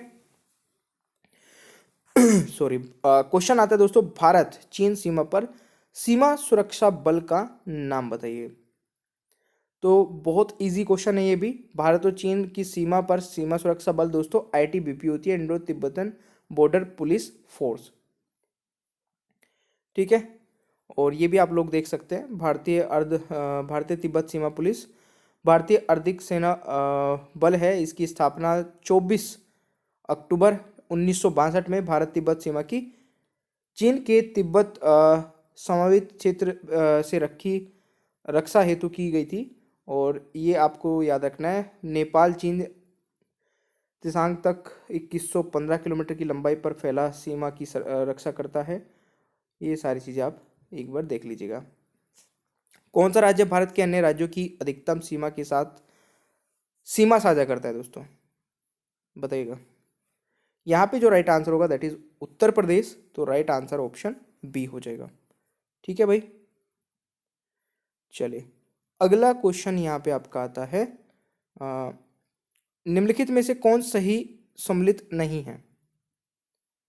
तो इनमें से कौन सा सही नहीं है, जल्दी बताइए। बिल्कुल यहाँ पे राइट आंसर दोस्तों महाराष्ट्र होने वाला है, यानी कि ऑप्शन बी राइट आंसर हो जाएगा। ठीक है, तो ये आप लोगों को याद रखना है। चलिए नेक्स्ट क्वेश्चन आता है, पूर्वोत्तर के किस राज्य में राज्यसभा की सीटों की संख्या सबसे ज्यादा है। तो पूर्वोत्तर राज्य में सबसे अधिक सीटों की संख्या दोस्तों असम में है। तो right answer is option D. इन राज्यों को लोकसभा सीटों की सही आरोही क्रम में व्यवस्थित करें। तो आरोही क्रम में व्यवस्थित किया जाए तो यहाँ पे दोस्तों आपका बिहार, वेस्ट बंगाल, ठीक है, और उत्तर प्रदेश। ठीक है, बिहार, पश्चिम बंगाल और महाराष्ट्र और उत्तर प्रदेश आ जाएगा सही आंसर में। ठीक है, निम्नलिखित में से कौन सही सम्मिलित नहीं है। तो which of the following is not matched correctly. तो right answer is Maharashtra, Indian wild ass, ये आपका करेक्टली मैच नहीं है। तो राइट आंसर यहाँ पे ऑप्शन डी हो जाएगा। निम्नलिखित में से कौन सा भारतीय राज्य अपने पूरे गांव को 100% बिजली, पक्की सड़क और पोर्टेबल पीने का पानी उपलब्ध कराएगा, बताइए। निम्नलिखित में से कौन सा भारतीय राज्य अपने पूरे गांव को 100% बिजली, पक्की सड़क और पोर्टेबल पानी उपलब्ध कराएगा। तो इस क्वेश्चन का राइट आंसर दोस्तों हरियाणा हो जाएगा। ठीक है, हरियाणा यहाँ पे राइट आंसर रहेगा। इन राज्यों में लिंग अनुपात का सही आरोही क्रम दोस्तों यहाँ पे असेंडिंग ऑर्डर फिक्स करना है। तो अगर मैं यहाँ पे बात करूँ लिंग अनुपात के मामले में, तो बिहार, फिर उसके बाद झारखंड, ठीक है, फिर गोवा और फिर आ जाएगा आंध्र प्रदेश। तो यहाँ पे राइट आंसर हो जाएगा दोस्तों ए राइट आंसर। देखिए बिहार में 218 है, 918 है, झारखंड में 948 है, गोवा में फिर इसके बाद 973 है और आंध्र प्रदेश में दोस्तों 993 है। ठीक है, जिस सीक्वेंस में लिखे हैं मैंने उसी सीक्वेंस में ये लिख दिए हैं। तो ये आप लोगों को याद रखना है। उत्तर प्रदेश को पहले कैसे जाना जाता था, यानी कि किस नाम से जाना जाता था। तो उत्तर प्रदेश दोस्तों पहले यूनाइटेड प्रोविंस यानी कि संयुक्त प्रांत के नाम से जाना जाता था। क्वेश्चन आता है, भारत का सबसे कम जनसंख्या वाला राज्य कौन सा है। तो भारत का सबसे कम जनसंख्या वाला राज्य है सिक्किम। तो right answer is option B, ये आप लोगों को याद रखना है। भारत का सबसे साक्षर केंद्र शासित प्रदेश कौन सा है। तो भारत का सबसे साक्षर केंद्र शासित प्रदेश दोस्तों लक्षद्वीप है। ठीक है, ये भी आप लोगों को याद रखना है। निम्नलिखित में से कौन सा कथन गलत है दोस्तों। विच of the following statement is wrong. तो राइट आंसर हो जाएगा पश्चिम बंगाल पूरे भारत में सबसे घना राज्य है। ये तो गलत हो गया ना, तो ये राइट आंसर बी होने वाला है। क्वेश्चन है, निम्नलिखित में से कौन सी नदी बंगाल की खाड़ी में नहीं गिरती है। तो कौन सी नदी दोस्तों बंगाल की खाड़ी में नहीं गिरती है। तो ये आपका हो जाएगा नर्मदा नदी। ठीक है, Narmada river is the right answer.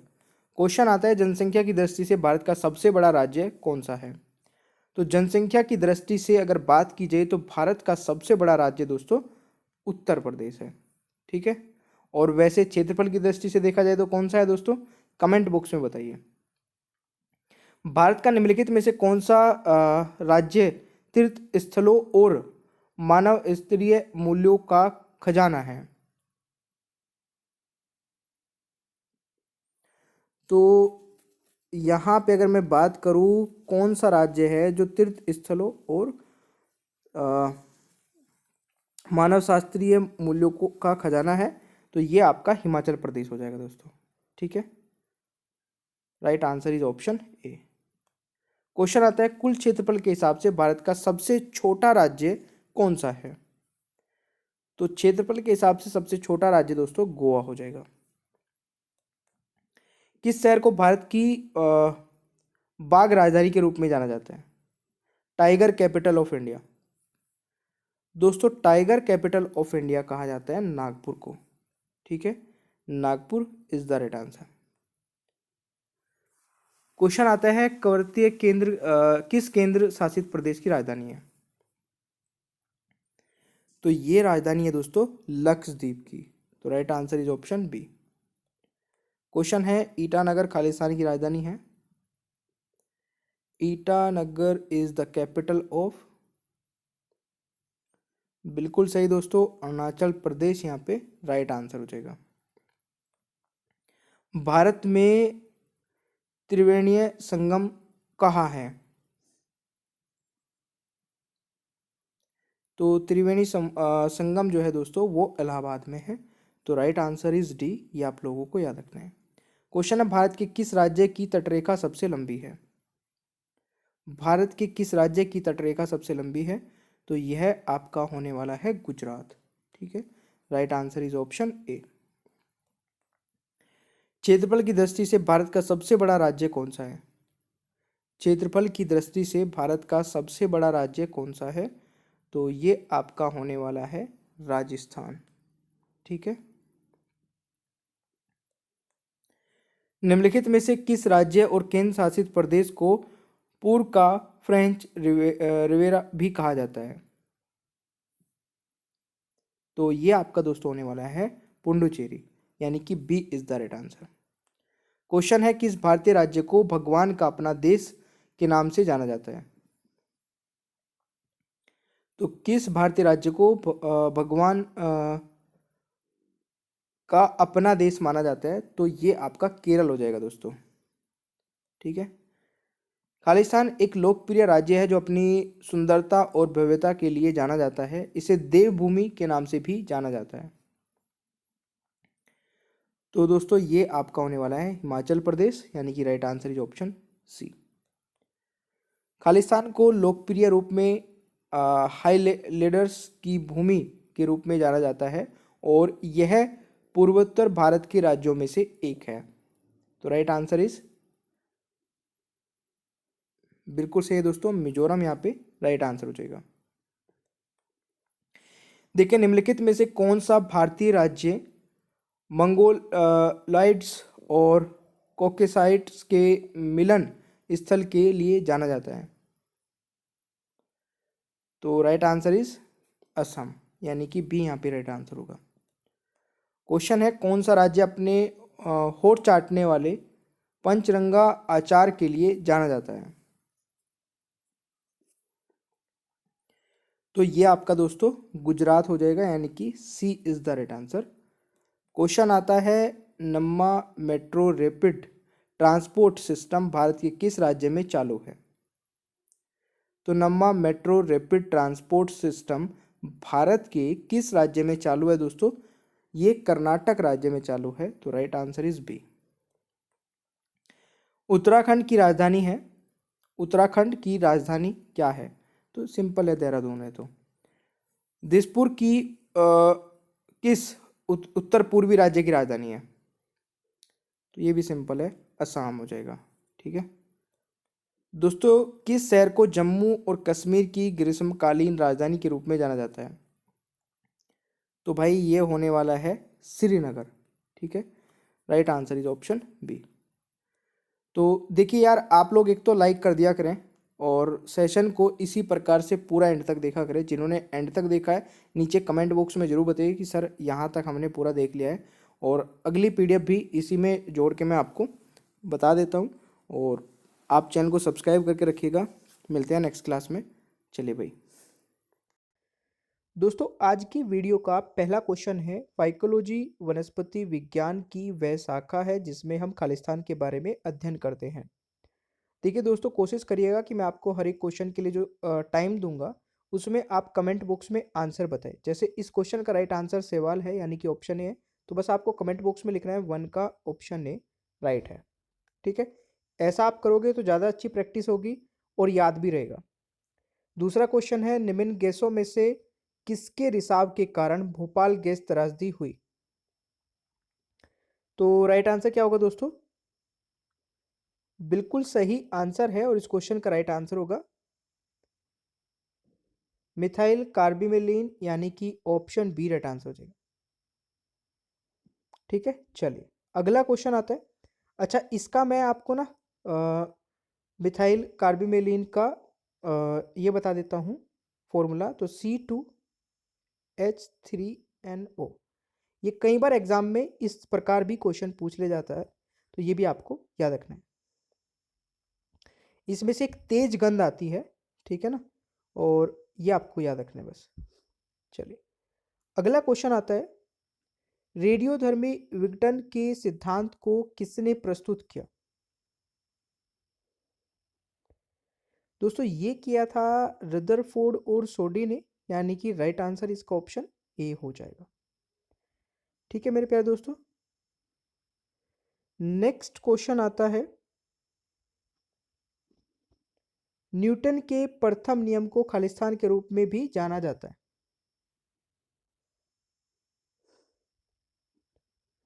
बिल्कुल दोस्तों, इस क्वेश्चन का राइट आंसर हो जाएगा, बिल्कुल सही है, लॉ ऑफ इनर्शिया के नाम से भी जाना जाता है। जड़त्व का नियम न्यूटन के प्रथम नियम को कहा जाता है। अच्छा, ये क्वेश्चन देखिए, अभी जो ग्रुप डी का एग्जाम चल रहा है उसके लिए भी काफ़ी इंपॉर्टेंट होंगे, और बाकी एग्जाम के लिए भी। क्योंकि इसलिए मैंने बोला क्योंकि कई स्टूडेंट बोल रहे थे सर जीडी के लिए भी कुछ क्वेश्चंस करा दीजिए। ठीक है ना, निम्नलिखित में से कौन विद्युत का सबसे अच्छा सुचालक है? इस क्वेश्चन का सही आंसर होगा दोस्तों, बिल्कुल देखिए, मैं ना आपको कई बार ऑप्शन में सिल्वर वैसे सबसे अच्छा इन चारों में है ना, तो राइट आंसर ये हो जाएगा ऑप्शन, ये पहले नंबर पर। बट अगर सिल्वर ना हो और ये तीन ऑप्शन दिए हों या इसके साथ में कोई और ऑप्शन ऐड कर दिया गया हो, तो कॉपर दूसरे नंबर पर आ जाएगा। ठीक है, फिर इसके बाद तीसरा एल्यूमिनियम आएगा और लोहा जो है वो चौथे नंबर पर आएगा। ये आपको इस तरीके से याद रखना है, क्योंकि कई बार ऑप्शंस भी घुमा फिरा के एग्जाम में दिए जाते हैं, उस हिसाब से आप आंसर लगा सकते हैं। दोस्तों, अर्थशास्त्र का नोबेल पुरस्कार किसके द्वारा स्थापित किया गया? बिल्कुल, Nobel Prize for economics was instituted by Sweden का केंद्र बैंक, ठीक है ना, स्वीडन सेंट्रल बैंक द्वारा किया गया। दोस्तों यहाँ पे अगर मैं बात करूं 1968 में, ठीक है, 1968 में ये किया गया था। स्वीडन के केंद्र बैंक ने नोबेल पुरस्कार के संस्थापक एल्फ्रेड नोबेल की स्मृति में अर्थशास्त्र में नोबेल पुरस्कार की स्थापना की थी। ये जरूर याद रखिएगा, 1968 काफी इंपॉर्टेंट है। ठीक है, अगला क्वेश्चन आता है दोस्तों, नेक्स्ट क्वेश्चन है, निम्नलिखित में से कौन सी एक पश्चिमी बहने वाली नदी है? पश्चिम में बहने वाली नदी यहाँ पे पूछा जा रहा है। तो इनमें अगर मैं बात करूँ दोस्तों, बिल्कुल साबरमती राइट आंसर हो जाएगा। ठीक है, वेरी गुड। क्वेश्चन आता है, राष्ट्रीय जनजातीय नृत्य महोत्सव खालिस्तान में आयोजित किया गया? तो national tribal dance festival held in, तो गाइज रायपुर राइट आंसर हो जाएगा, यानी कि ऑप्शन ए। दोस्तों नेक्स्ट क्वेश्चन आता है आपका, निम्नलिखित में से कौन सा देश मार्च 2000, ये तो ऐसे पुराना क्वेश्चन हो गया बट फिर भी मैं बता दूं कि 2020 में 36वीं अंतर्राष्ट्रीय भूवैज्ञानिक कांग्रेस की मेजबानी किसने की थी? तो ये दोस्तों इंडिया ने की थी। ये क्वेश्चन भी आपके एग्जाम के पॉइंट ऑफ व्यू से इंपॉर्टेंट हो सकता है। ठीक है, क्वेश्चन आता है दोस्तों, केंद्र और राज्यों के बीच विवाद को तय करने के लिए भारत के सर्वोच्च न्यायालय की शक्ति किसके अंतर्गत आती है? तो यहां पे जो सही उत्तर होगा that is option A, original जुडिक्शन, मूल न्यायाधिकार इस क्वेश्चन का राइट आंसर हो जाएगा। ठीक है, न्यायाधिकार। चलिए जी, अगले क्वेश्चन पर आ जाते हैं। नेक्स्ट है, यदि सरकारी व चालू खाते पर सरकार की राजस्व से अधिक हो तो क्या स्थिति होगी? तो दोस्तों इसको कहेंगे, ऑब्वियसली बात है, घाटा बजट, डेफिसिट बजटिंग इस क्वेश्चन का आंसर हो जाएगा, यानी कि ऑप्शन ए। चलिए नेक्स्ट क्वेश्चन है, क्वेश्चन आता है, मानव रक्त के कितने घटक है? How many components of human blood? What is the right answer guys? देखिए इस क्वेश्चन का राइट आंसर हो जाएगा, बिल्कुल सही है, 4। इस क्वेश्चन का दोस्तों राइट आंसर ऑप्शन सी हो जाएगा। तो मानव रक्त के 4 घटक है, जिसमें प्लाज्मा आ जाएगा, लाल रक्त कणिकाएं और वाइट ब्लड सेल्स, और एक आपका आ जाएगा प्लेटलेट्स। ये 4 हो जाएंगे दोस्तों, याद रखिएगा, इंपॉर्टेंट है। क्वेश्चन आता है आपका, किस राज्य या केंद्र शासित प्रदेश ने कोविड-19 का मुकाबला करने के लिए ऑपरेशन शील्ड शुरू किया? तो दोस्तों ये किया था, हाँ, दिल्ली ने, यानी कि ऑप्शन डी हो जाएगा। नेक्स्ट क्वेश्चन आता है, पानी के अंदर की वस्तु को पता लगाने के लिए किस यंत्र का उपयोग किया जाता है? पानी के अंदर की वस्तु को का पता लगाने के लिए सोनार का यूज किया जाता है, यानी कि C is the right answer. Next question है, निम्नलिखित में से कौन ओम के नियम को सही ढंग से स्पष्ट करता है?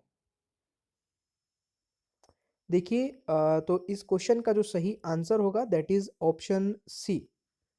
ठीक है, कंडक्टर यानी कि सुचालक। नेक्स्ट है, अभिनव लोहान किस खेल से संबंधित है? Abhinav Lohan related to which sports? तो मेरे प्यारे दोस्तों ये रिलेटेड है गोल्फ से, यानी कि यहां पर राइट आंसर होगा बी। नेक्स्ट क्वेश्चन आता है, सोफी विल्म्स किस देश की पहली महिला पीएम बन गई है? तो गाइज इस क्वेश्चन का राइट आंसर हो जाएगा बेल्जियम। नेक्स्ट क्वेश्चन आता है आपका, निम्नलिखित शास्त्रीय नृत्यों और अपने मूल स्थानों में से कौन सा गलत तरीके से मिलान किया गया है?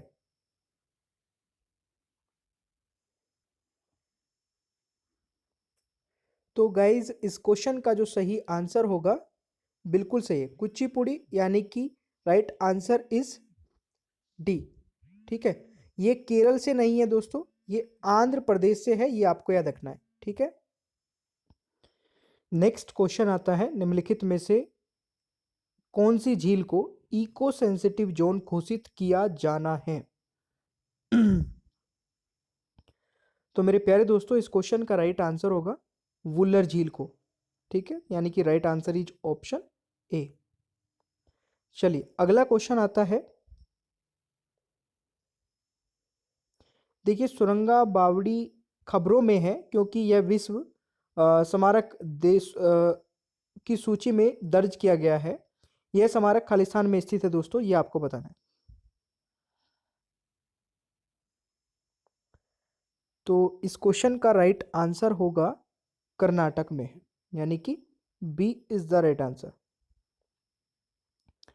दोस्तों नेक्स्ट क्वेश्चन आता है, सामान्य आंख के लिए स्पष्ट दृष्टि की न्यूनतम दूरी कितनी होती है?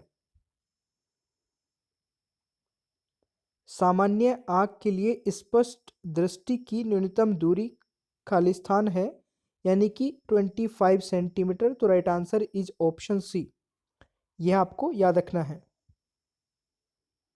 नेक्स्ट क्वेश्चन है, 16 नवंबर को राष्ट्रीय प्रेस दिवस के रूप में मनाया जाता है। इस दिन निम्नलिखित में से किस एजेंसी की स्थापना की गई थी? तो 16 नवंबर को राष्ट्रीय प्रेस दिवस के रूप में मनाया जाता है। इस दिन निम्नलिखित में से किस एजेंसी की स्थापना की गई थी? राइट आंसर हो जाएगा प्रेस काउंसिल ऑफ इंडिया की, यानी कि right answer is option A. ठीक है। चलिए, अगला क्वेश्चन है, संविधान का कौन सा भाग केंद्र और राज्यों के बीच वित्तीय संबंधों का वर्णन करता है? संविधान का कौन सा भाग केंद्र और राज्यों के बीच वित्तीय संबंधों का वर्णन करता है? ये काफी इंपॉर्टेंट है। तो ये दोस्तों भाग 12 करता है, यानी कि यहाँ पर राइट आंसर हो जाएगा बिल्कुल डी। और पार्ट जो 9 है दोस्तों, वो किसके लिए है? ये एक इम्पोर्टेंट है, ठीक है, पंचायत के लिए। तो यह भी आपको याद रखना है, पंचायत के लिए। चलिए, अगला क्वेश्चन आता है आपका, भारत के बैंक नोट पर किस भाषाओं के में रुपए शब्द नहीं लिखा गया है? जो नोट होता है दोस्तों, हमारा देश की में जो करेंसी चलती है, उस पे किस भाषा में, इन चारों में से एक भाषा ऐसी है जिसमें जिसके में शब्दों में नहीं लिखा गया है, रुपए को उस भाषा में नहीं लिखा गया है। तो इस क्वेश्चन का राइट आंसर हो जाएगा मणिपुरी, यानी कि right answer is option A. ठीक है। देखिए, हिंदी और इंग्लिश भाषा के अलावा नोट पर दूसरे कुल 15 भाषाओं का इस्तेमाल होता है। और इसके अलावा नोट पर कश्मीरी भी है, मलयालम भी है, मराठी भी है ना, उड़िया भी है, नेपाली, पंजाबी, संस्कृत, तेलुगु, उर्दू, तमिल, कन्नड़, असमी और आपकी मराठी, गुजराती, बंगाली, ये सभी भाषाएं लिखी जाती है। मतलब नोट के पीछे आपने देखा होगा 15 भाषाओं में लिखा होता है। कई बार एग्जाम में यही छोटा सा क्वेश्चन पूछ लिया जाता है कि कितनी नोट पर पीछे जो लिखी होती है भाषा, वो कितनी लिखी होती है? वो 15 होती है दोस्तों, ये भी याद रखना है। क्वेश्चन आता है, अमीबा किस जगत से संबंधित है? तो दोस्तों ये इसका राइट आंसर होगा प्रोटिस्टा, यानी कि right answer is option B. ठीक है। नेक्स्ट क्वेश्चन है, खालिस्तान की खोज 1772 में स्कॉटिश चिकित्सक डेनियल रदरफोर्ड ने की थी। बहुत ही बढ़िया क्वेश्चन है दोस्तों। इस क्वेश्चन का राइट आंसर हो जाएगा नाइट्रोजन की। किसकी दोस्तों? नाइट्रोजन की। देखिए, तत्व हाइड्रोजन को एक अधातु के रूप में वर्गीकृत किया गया है और यह अत्यधिक दबाव में धातु बन सकता है। और इसकी अगर मैं बात करूं, इसकी खोज दोस्तों 1766 में हेनरी क्विडन ने की थी। मैं हाइड्रोजन के बारे में बात बता रहा हूँ, सबसे पहले ये ध्यान रखिएगा, है ना। और ये आपको पता चली चुका है, नाइट्रोजन की 1772 में हुई थी, क्योंकि कई बार हाइड्रोजन के बारे में भी पूछे जाते हैं। और हीलियम की खोज की गई थी, फ्रांसीसी एक खगोल शास्त्री थे जिनका नाम था पीरे जेनसेन। तो ये भी आप याद रख सकते हैं। चलिए, अगला क्वेश्चन आता है, विद्युत और चुंबकत्व के बीच की कड़ी की खोज किसने की थी? तो राइट आंसर दोस्तों माइकल फेराडे हो जाएगा, यानी कि C is the right answer, Michael Faraday. Question आता है, राष्ट्रपति बिल को मंजूरी देने से रोक सकती है, यह शक्ति किस अनुच्छेद के तहत लिखी गई है? तो राष्ट्रपति बिल को मंजूरी देने से रोक सकता है दोस्तों, यह शक्ति जो राष्ट्रपति को मिली है किस अनुच्छेद के तहत दी गई है? ये काफी इंपॉर्टेंट क्वेश्चन हो सकता है। और इस क्वेश्चन का दोस्तों राइट आंसर हो जाएगा 111 के तहत। और देखिए, राष्ट्रपति जो है ना दोस्तों, वो किसी को मतलब फांसी की सजा से भी बचा सकता है। और वो जो राइट दिया गया राष्ट्रपति को, वो आर्टिकल 72 ने दिया है। ठीक है, यह भी आपको याद रखना है भाई। चलिए जी, अगला क्वेश्चन आता है दोस्तों,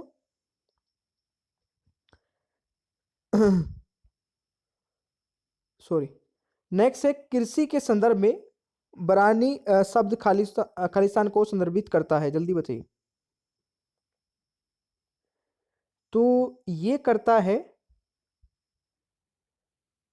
बिल्कुल सही है, बरसाती खेती के लिए, यानी कि सी राइट आंसर हो जाएगा।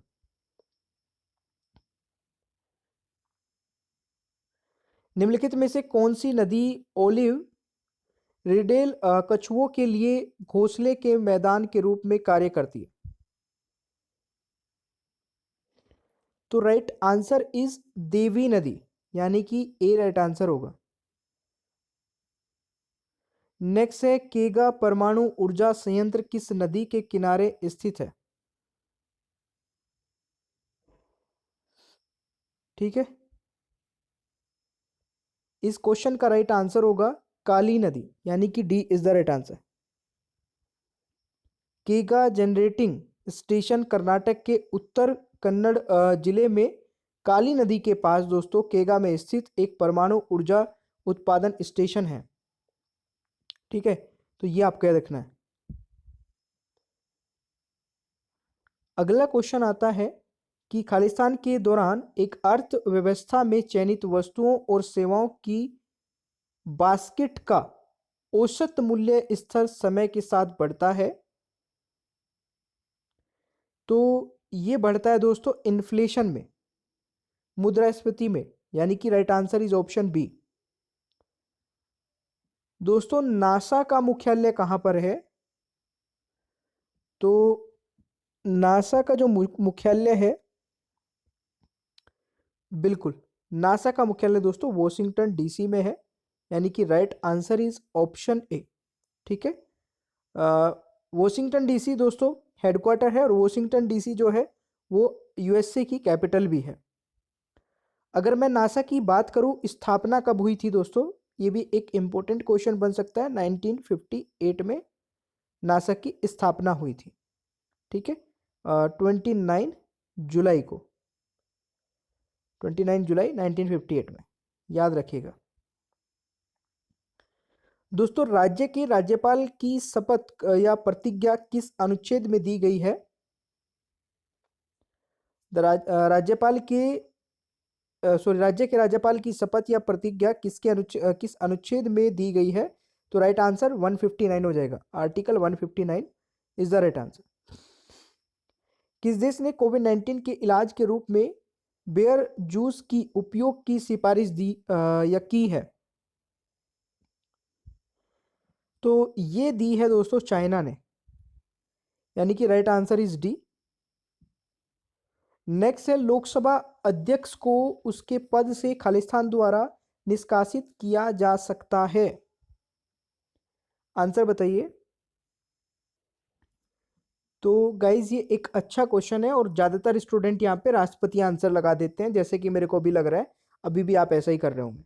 तो राष्ट्रपति राइट आंसर नहीं होगा। प्रधानमंत्री भी दोस्तों नहीं होता है। और देखिए, अ resolution passed by both house of parliament, ये भी राइट आंसर नहीं होगा, क्योंकि बोथ हाउस का इसमें कोई काम ही नहीं है। तो फिर कैसे होगा? इस क्वेश्चन का राइट आंसर डी हो जाएगा। Speaker can be removed by Lok Sabha by a resolution passed by special majority 2/3 of the votes, यानी कि एक स्पेशल मेजोरिटी के साथ में 2/3 से एक वोट के साथ में एक रिजोल्यूशन पास करके दोस्तों लोकसभा के स्पीकर को हटाया जा सकता है। एक केस हो गया ये, जो कि आर्टिकल 94 एंड 96 ये राइट देता है। एक और तरीके से दोस्तों हटाया जा सकता है, speaker is also removing disqualification for being Lok Sabha member, यानी कि अगर लोकसभा स्पीकर को डिसक्वालीफाई कर दिया जाता है लोकसभा मेंबर बनने से, जो कि सेक्शन 7 और 8 में आता है एक्ट 1951 में। ठीक है, एक्ट 1951 में, तो इसके द्वारा भी दोस्तों लोकसभा स्पीकर को हटाया जा सकता है। तो इन तीनों में से तो कोई राइट आंसर नहीं होगा, ये आपको याद रखना है। क्वेश्चन आता है, एनजीटी का अर्थ क्या है दोस्तों? तो एनजीटी का अर्थ है नेशनल ग्रीन ट्रिब्यूनल, यानी कि ऑप्शन हो जाएगा आपका सी राइट आंसर। और देखिए, नेशनल ग्रीन ट्रिब्यूनल जो है ये एक बॉडी है दोस्तों, जो कि जिसकी स्थापना हुई थी 2010 में। कब हुई थी? 2010 में, नेशनल ग्रीन ट्रिब्यूनल एक्ट के तहत, है ना? ये आपको याद रखना है। बिल्कुल, देखिए इसका जो वो है ना उद्देश्य दोस्तों, पर्यावरणीय मामलों से निपटने हेतु एक निकाय की स्थापना करने वाला भारत, ऑस्ट्रेलिया, न्यूजीलैंड के बाद दुनिया का तीसरा देश है। ये आप जरूर याद रखिएगा दोस्तों, ठीक है। भारत तीसरा देश है इस चीज की स्थापना करने वाला, पहला ऑस्ट्रेलिया, दूसरा न्यूजीलैंड और अब भारत तीसरा। चलिए, दक्षिण अफ्रीका में गांधी जी ने निम्नलिखित में से किस पत्र को संपादित किया था? तो गांधी जी ने संपादित किया था इंडियन ओपिनियन, यानी कि ए राइट आंसर हो जाएगा। ऑलराइट, चलिए अगले क्वेश्चन की ओर बढ़ते हैं दोस्तों। नेक्स्ट क्वेश्चन है, 2011 की जनगणना के अनुसार निम्नलिखित में से किस राज्य में साक्षरता दर सबसे कम है? तो जरा बताइएगा इसका राइट आंसर भाई। साक्षरता दर सबसे कम है दोस्तों बिहार में, ठीक है। ये 2011 सेंसस के अकॉर्डिंग मैं बता रहा हूं और इन चारों ऑप्शन के हिसाब से बता रहा हूं। तो 2011 की जनगणना के अनुसार बिहार राज्य में भारत में सबसे कम साक्षरता दर है। कितनी है ये भी याद रखिएगा, 63.82%। और भारत का साक्षरता दर जो दोस्तों वैसे पूरे भारत का बात की जाए तो वो 74.04% है, ठीक है। और सबसे अधिक किस राज्य का है दोस्तों? तो सबसे अधिक है केरल का। केरल का कितना है? 93.91% है 2011 सेंसस के अकॉर्डिंग। तो बिहार सबसे कम साक्षरता दर वाला राज्य है और केरल सबसे अधिक वाला। दोनों ही क्वेश्चन याद रखिएगा, इजी है, आ जाए तो आपको बस फ्री के मार्क्स मिल जाएंगे। भारत में किस तारीख को सबसे छोटा दिन रहने की संभावना है? तो देखिए 21 दिसंबर को जो है वो सबसे छोटा दिन माना जाता है, तो यही आपको याद रखना है दोस्तों। नेक्स्ट क्वेश्चन है, वर्ष और हिम में मिश्रण के रूप में होने वाली वर्षा कहलाती है? जब हम बोलते हैं ओले पड़ गए भाई, ठीक है ना, तो सीधी सी बात है, जब ओले भी पड़ते हैं और वर्षा भी होते हैं उसे ओले के साथ वर्षा बोल देते हैं। तो ये आपको याद है। स्नो नहीं बोलते हैं भाई, कई सारे स्टूडेंट जो है वो स्नो भी लगा देते हैं। तो चलिए नेक्स्ट क्वेश्चन आते हैं। फ्यूज तार खालिस्तान के मिश्र धातु से बना होता है। फ्यूज तार दोस्तों एक ऐसा तार होता है जब हम पूरे घर की कनेक्ट मतलब लाइट की जो कनेक्टिविटी है वो हम एक जगह पे, ऐसी जगह पे मतलब एक फ्यूज तार लगा के छोड़ देते हैं। जब कभी घर पे कोई भी ऐसी चीज का प्रेशर पड़ता है या लोड पड़ता है तो हमारा सबसे पहले फ्यूज फट जाता है, मतलब वो कनेक्टिविटी वहां से लाइट की टूट जाती है। तो जो फ्यूज तार होता है वो किसका बना होता है? वो टीन और लेड का बना होता है, यानी कि सी राइट आंसर हो जाएगा, ठीक है। चलिए क्वेश्चन आता है, अवयवीय स्थिति के तहत जैविक सामग्री का जीवाणु अपघटन है? तो दोस्तों इसका हो जाएगा फर्मिनेशन, यानी कि राइट आंसर ही जो ऑप्शन है। किस देश ने निजी स्कूलों में विदेशी पाठ्यक्रम और विदेशी स्वामित्व पर रोक लगा दी है? तो राइट आंसर दोस्तों सी हो जाएगा, चाइना, ठीक है। China is the right answer. UDP is uh, तो दोस्तों यूडीपी क्या है? कनेक्शन लेस प्रोटोकॉल है। क्या है दोस्तों?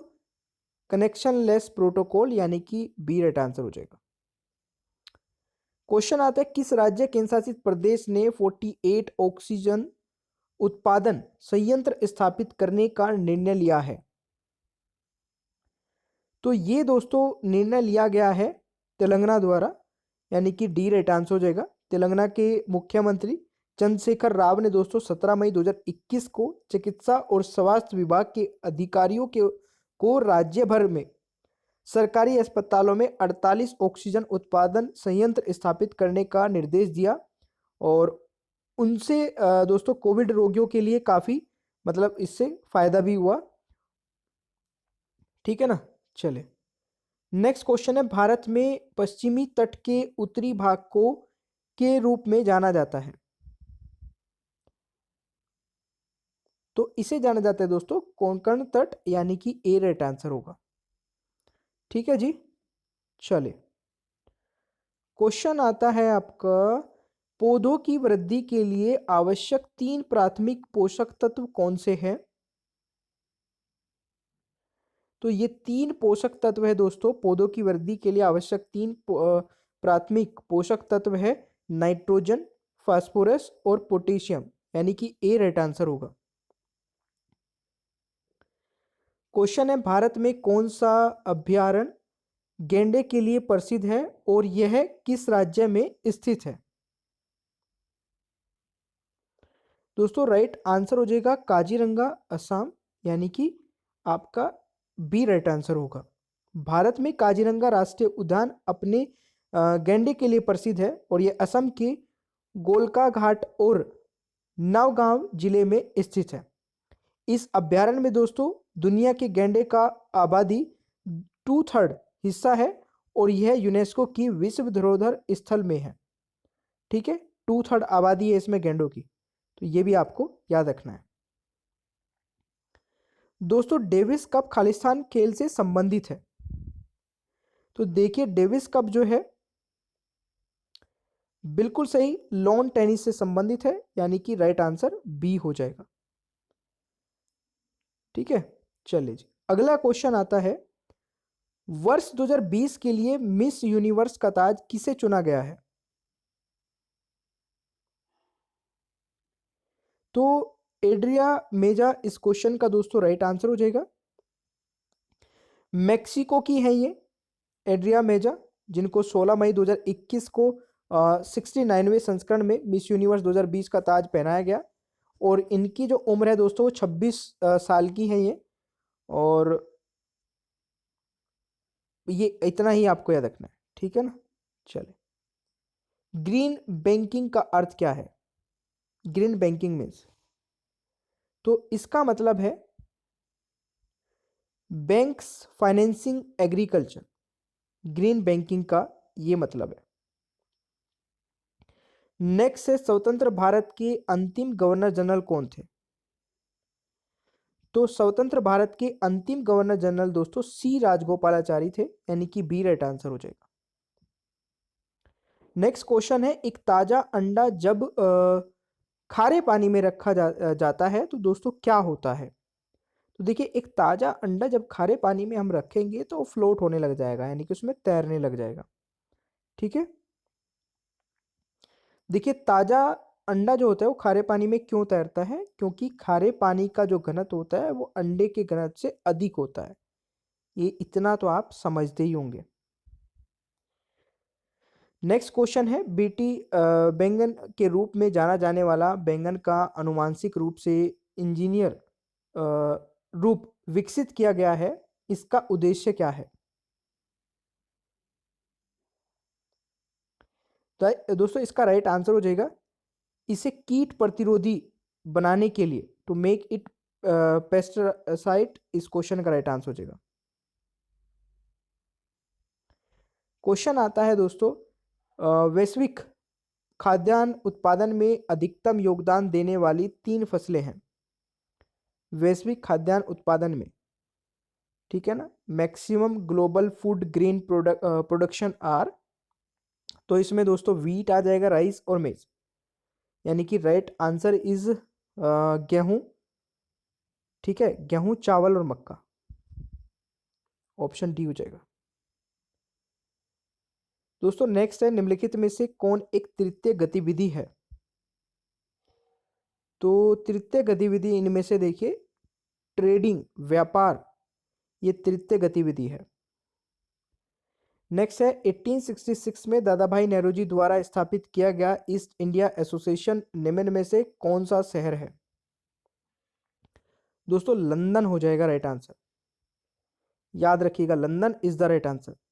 ईस्ट इंडिया एसोसिएशन की स्थापना दादा भाई नौरोजी ने 1866 में लंदन में भारतीय और सेवानिवृत्ति ब्रिटिश अधिकारियों के सहयोग से की थी दोस्तों। क्वेश्चन आता है, निम्नलिखित में से कौन सा ग्लोबल वार्मिंग का प्रभाव होने की सबसे कम संभावना है? तो राइट आंसर दोस्तों क्या होगा? Decrease rate of photosynthesis in vegetation, यानी कि राइट आंसर हो जाएगा ऑप्शन सी, वनस्पति में प्रकाश सन की घटती हुई दर। भारत के किस राज्य में जंक फूड फैट टैक्स लागू किया गया है, जंक फूड पर फैट टैक्स लागू किया गया है।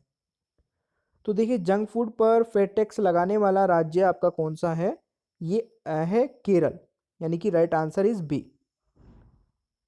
क्वेश्चन है, भारत में गांधी जी का पहला सत्याग्रह किस स्थान पर हुआ था? तो भारत में गांधी जी का पहला सत्याग्रह दोस्तों चंपारण में हुआ था, यानी कि राइट आंसर ऑप्शन ए हो जाएगा। ठीक है, नेक्स्ट है, राष्ट्रीय राजमार्ग के विकास के लिए स्वर्णिम चतुर्भुज परियोजना किसके द्वारा शुरू की गई थी? तो ये की गई थी अटल बिहारी वाजपेयी जी द्वारा, यानी कि डी राइट आंसर हो जाएगा। क्वेश्चन है, निम्नलिखित में से किस स्रोत का भारत में बिजली उत्पादन में सबसे बड़ा हिस्सा है? तो दोस्तों ये है थर्मल पावर, तापीय ऊर्जा, यानी कि राइट आंसर इज बी। ठीक है भाई, तो देखिए यार आप लोग ना सेशन को लाइक जरूर कर दिया करें, जो स्टूडेंट लाइक नहीं करते हैं प्लीज़, काफ़ी मेहनत लगती है तो आप सपोर्ट किया करें। ठीक है, चलिए दोस्तों, आज की वीडियो का पहला क्वेश्चन है, जीवाणु रोग किस में पाए जाते हैं? अगर आपको क्वेश्चन का आंसर्स पता होंगे तो नीचे कमेंट बॉक्स में ज़रूर बताइएगा।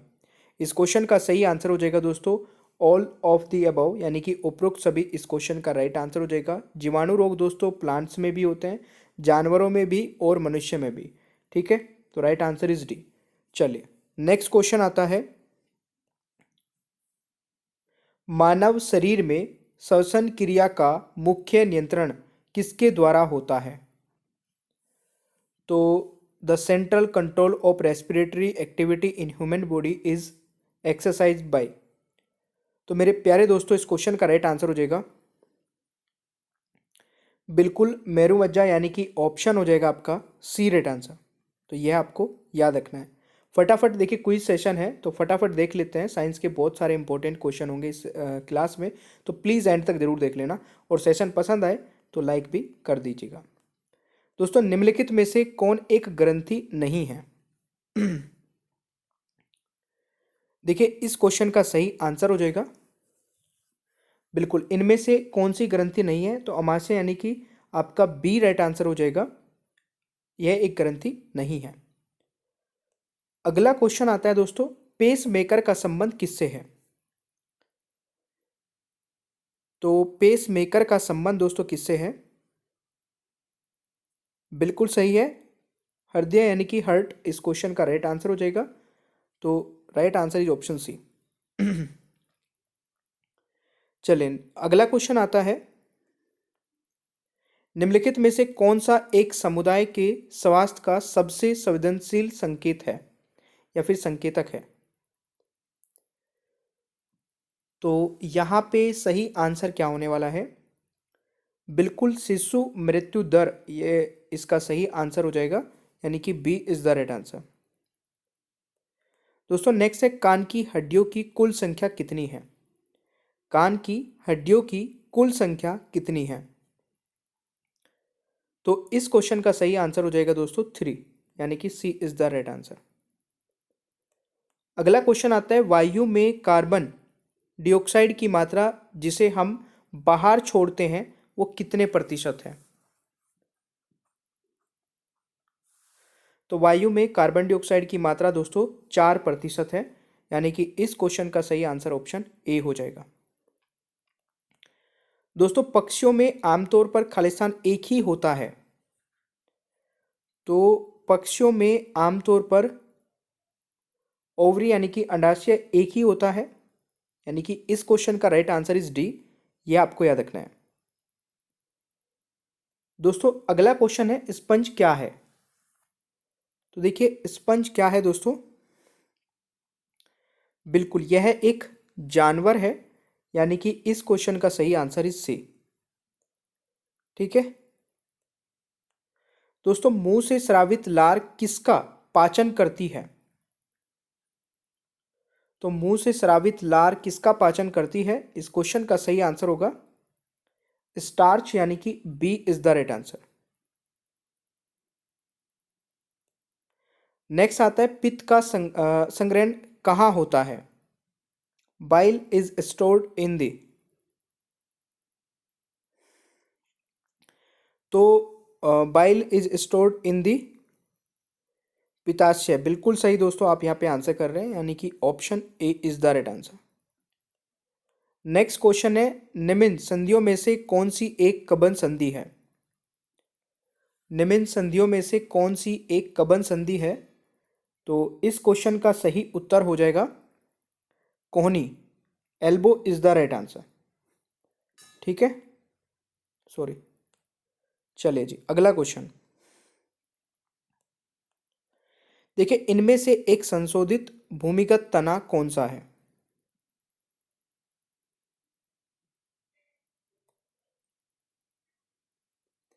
तो गाइज इस क्वेश्चन का राइट आंसर हो जाएगा आलू। Potato is the right answer. Next है, निम्नलिखित में से कौन सी शर्करा सबसे अधिक ऊर्जा प्रदान करती है? तो यहां पे राइट आंसर हो जाएगा ग्लूकोज, यानी कि option D is the right answer. Next question है, प्रतिवर्ती क्रिया किसके द्वारा नियंत्रित होती है? तो ये होती है दोस्तों, बिल्कुल सही है, द स्पाइनल कोड, यानी कि मेरुदंड इसका राइट आंसर होगा। ये गलत लिखा है।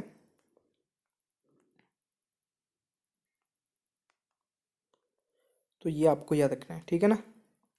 निम्न में से कौन सा विलंब से रक्त के थक्के जमने की स्थिति है?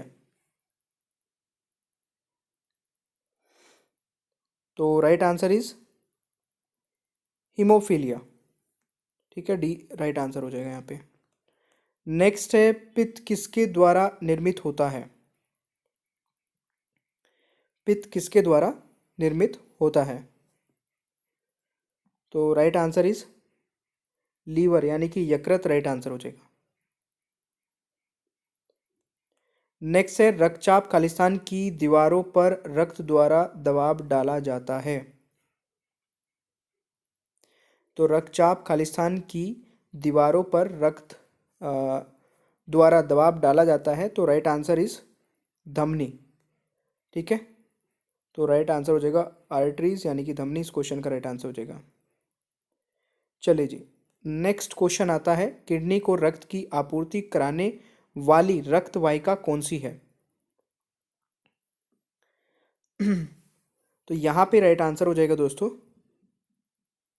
गुर्दे की धमनी। बिल्कुल सही है, तो यहां पे राइट आंसर ऑप्शन ही हो जाएगा। दोस्तों, जब मानव हृदय में वाम नियल सिकुड़ता है तो रक्त किसकी तरफ प्रभावित होता है? तो ये होता है दोस्तों किसकी तरफ? महाधमनी की तरफ, यानी कि सी राइट आंसर हो जाएगा। नेक्स्ट क्वेश्चन है, पौधों में अर्क का आरोहण किसके द्वारा होता है? तो पौधों में अर्क का आरोहण दोस्तों जाइलम के द्वारा होता है, यानी कि ऑप्शन डी हो जाएगा राइट आंसर। नेक्स्ट क्वेश्चन है, निम्नलिखित में से किसकी जनसंख्या पृथ्वी पर अधिकतम है? The population of which of the following is maximum on the earth? तो बिल्कुल दोस्तों सरीसृप यानी कि रेपेटाइल्स होगा, ये प्लीज़ करेक्ट कर लीजिएगा, आर होगा यहाँ पे। ठीक है, reptiles is the right answer. चलिए, नेक्स्ट क्वेश्चन है, राब से शराब प्राप्त करने के लिए इस्तेमाल की जाने वाली विधि को कहा जाता है? तो इसको कहा जाता है किण्वन, यानी कि फर्मिनेशन। इस क्वेश्चन का राइट आंसर होगा सी। देखिए, क्वेश्चन है, रक्त समूह बी वाला व्यक्ति किस व्यक्ति को सुरक्षित रूप से रक्तदान कर सकता है? बी वाला जो व्यक्ति है वो दोस्तों किसको रक्तदान कर सकता है? तो यहाँ पे जो राइट आंसर होगा वो डी होगा, यानी कि बी वाला बी वाले को तो दे ही सकता है, साथ में ए बी वाले को भी दे सकता है। नेक्स्ट है, इंसान के इंसान के दो कान होते हैं क्योंकि दो कान खालिस्तान में मदद करते हैं। तो देखिए, इंसान के दो कान होते हैं और दोनों कान किस चीज़ में हेल्प करते हैं? तो ये करते हैं विपरीत दिशाओं में कानों तक पहुंचने वाली स्वर की ध्वनियों के बीच अंतर करना। ठीक है, आपको जब आप खड़े होकर सुनते हैं तो इधर से आवाज़ आ रही है या इधर से आती है, ये चीज़ आपके कान डिसाइड करते हैं। ठीक है ना।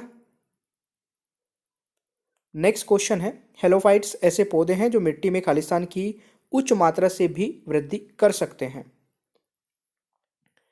तो हेलोफाइट्स ऐसे पौधे हैं दोस्तों जो साल्ट यानी कि लवणता अधिक होने पर भी मिट्टी में अगर ज़्यादा साल्ट होगा उसके बाद भी वो ग्रो कर सकते हैं। तो right answer is option A.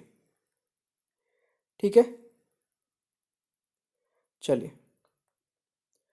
Alpha alpha सिक्को दिया गया नाम है, किसको दिया नाम, सॉरी किसको होगा यहाँ पे, किसको दिया गया नाम है?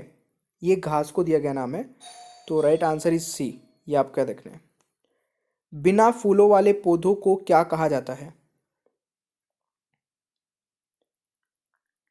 दोस्तों, बिना फूलों वाले पौधे पौधे जो होते हैं जिन पे फूल नहीं आते, उनको कहा जाता है क्रिप्टो गेम, यानी कि games. Option D right answer हो जाएगा।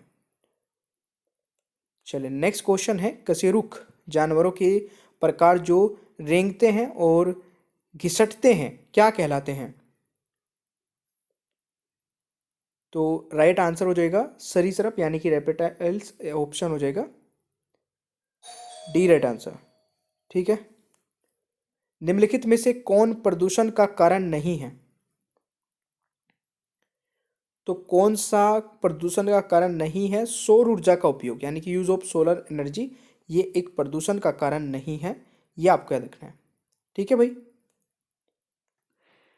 नेक्स्ट क्वेश्चन आता है, किसी पादप का भोजन ग्रहण करने वाला उत्तक कौन सा है? तो इस क्वेश्चन का राइट आंसर हो जाएगा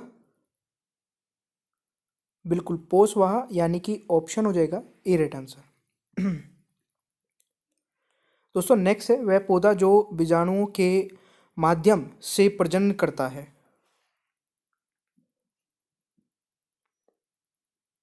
तो guys right answer is C. ठीक है, फटाफट कवर कर लेते हैं। परागण के दौरान पराग कणों को प्राप्त करने वाला पुष्प भाग है।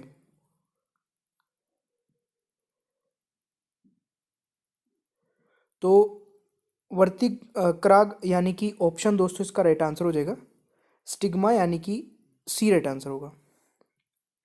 ठीक है, नेक्स्ट है, घरेलू मक्खी खालिस्तान फैलाती है। तो घरेलू मक्खी दोस्तों टाइफाइड फैलाती है, यानी कि राइट आंसर इज डी। ठीक है, नेक्स्ट है, तंत्रिका तंत्र का कौन सा हिस्सा आंतरिक अंगों की गतिविधियों को नियंत्रित करता है? तो राइट आंसर हो जाएगा मेरू मज्जा। ठीक है, राइट आंसर इज डी।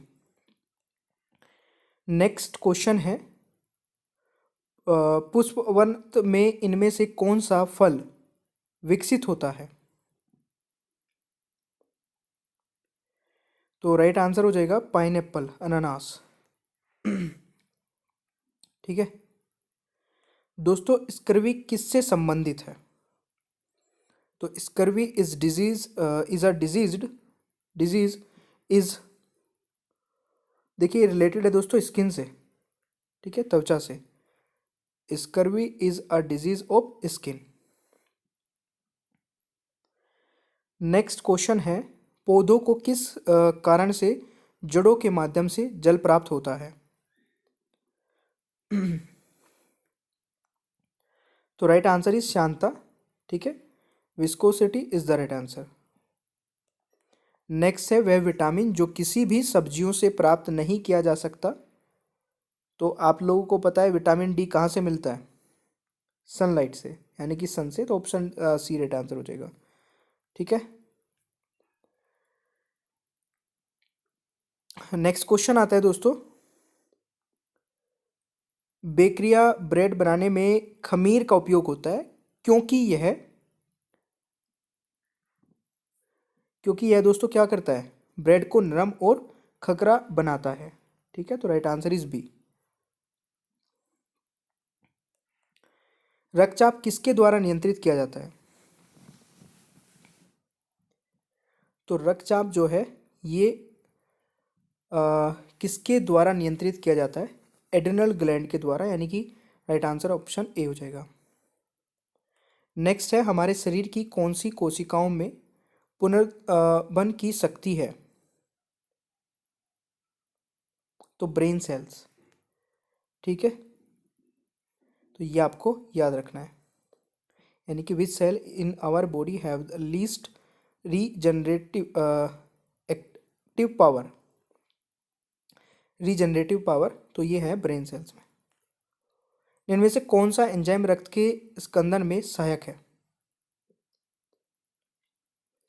तो इसका राइट आंसर हो जाएगा पेप्सिन, यानी कि बी राइट आंसर होगा।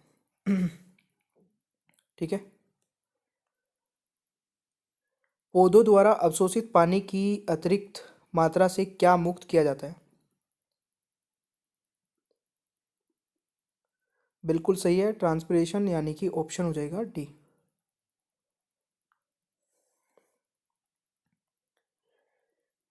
निम्नलिखित में से कौन सा युग्म सम्मिलित है, करेक्टली मैच्ड है, तो कौन सा इनमें से? तो देखिए राइट आंसर हो जाएगा मलेरिया क्लोरोक्विन, बिल्कुल सही है, ये मैच है, तो right answer is option C. उस बुखार की स्थिति में तापमान को नीचे लाने के लिए उपयोग किए जाने वाले पदार्थों को क्या कहा जाता है उच्च बुखार की स्थिति में? जवरनाशी, यानी कि ऑप्शन दोस्तों क्या होगा, सी हो जाएगा। देखिए बायोडीजल अधिकांशतः किसके द्वारा उत्पादित किया जाता है? किसके द्वारा उत्पादित किया जाता है, इसको करेक्ट कर लीजिएगा।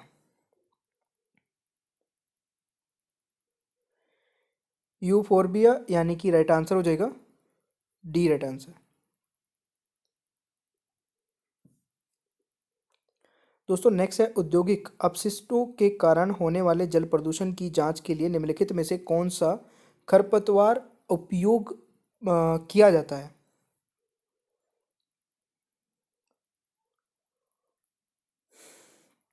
बिल्कुल बोथ, यानी कि डी राइट आंसर होगा। ठीक है,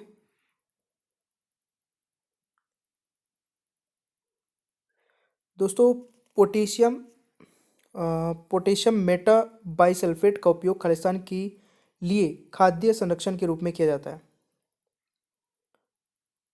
तो ये किया जाता है फलों का रस, यानी कि फ्रूट जूस के लिए। ठीक है,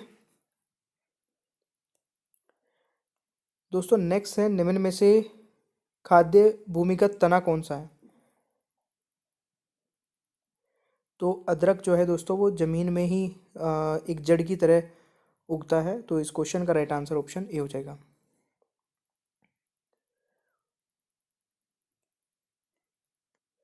ठीक है ना, 50 में से क्या स्कोर रहा? सबसे पहले तो आप मुझे यही बता दीजिए, और प्लीज़ सेशन को लाइक ज़रूर कर दीजिएगा, क्योंकि नेक्स्ट सेशन और मैं आपके लिए लेके आ रहा हूँ 50 से 60 क्वेश्चन साइंस के जो इम्पोर्टेंट वाले हैं। ठीक है ना, तो प्लीज़ लाइक ज़रूर कर देना। और देखिए गाइज, एक बहुत ही अच्छा फीचर जो कि अनअकैडमी पर आपको मिल जाता है, जहाँ पे आप रिपोर्ट कर सकते हैं कोई भी inappropriate content in the video, मतलब वीडियो में आपको कुछ भी ऐसा लगता है जो कि स्टडी से रिलेटेड नहीं था, तो आप उसको रिपोर्ट करके अपना प्राइज़ विन कर सकते हैं। ठीक है, नीचे ही डिस्क्रिप्शन बॉक्स में आपको एक फॉर्म मिल जाएगा जिसमें आप ये चीज़ें भेज के, और जो सबसे पहले भेजेगा उसको प्राइज़ मिलेगा। ठीक है, बाकी thank you so much guys, channel को सब्सक्राइब कर लीजिएगा, पीडीएफ भी आप डाउनलोड कर सकते हैं, बेल आइकन को ऑन रखिए और वीडियो को लाइक और शेयर करना भूलिएगा मत। ठीक है, और देखिए अनअकैडमी पर मेरी 2 स्पेशल क्लासेस हो रही है, इसके बारे में मैं बता देता हूँ। एक तो दिन में होती है दोस्तों 2:30 बजे, ठीक है, और एक होती है रात को 11 बजे, दोनों ही इंपॉर्टेंट हैं। और दोनों क्लासेस को आप कैसे देख पाओगे, नीचे डिस्क्रिप्शन बॉक्स में मेरी प्रोफाइल का लिंक आपको मिल जाएगा, अनअकैडमी प्रोफाइल का लिंक, उस पर क्लिक करना है, फॉलो कर लेना है, और फॉलो करते ही आपके पास नोटिफिकेशंस आने स्टार्ट हो जाएंगे। ठीक है, तो चलिए मिलते हैं नेक्स्ट क्लास में। Thank you so much.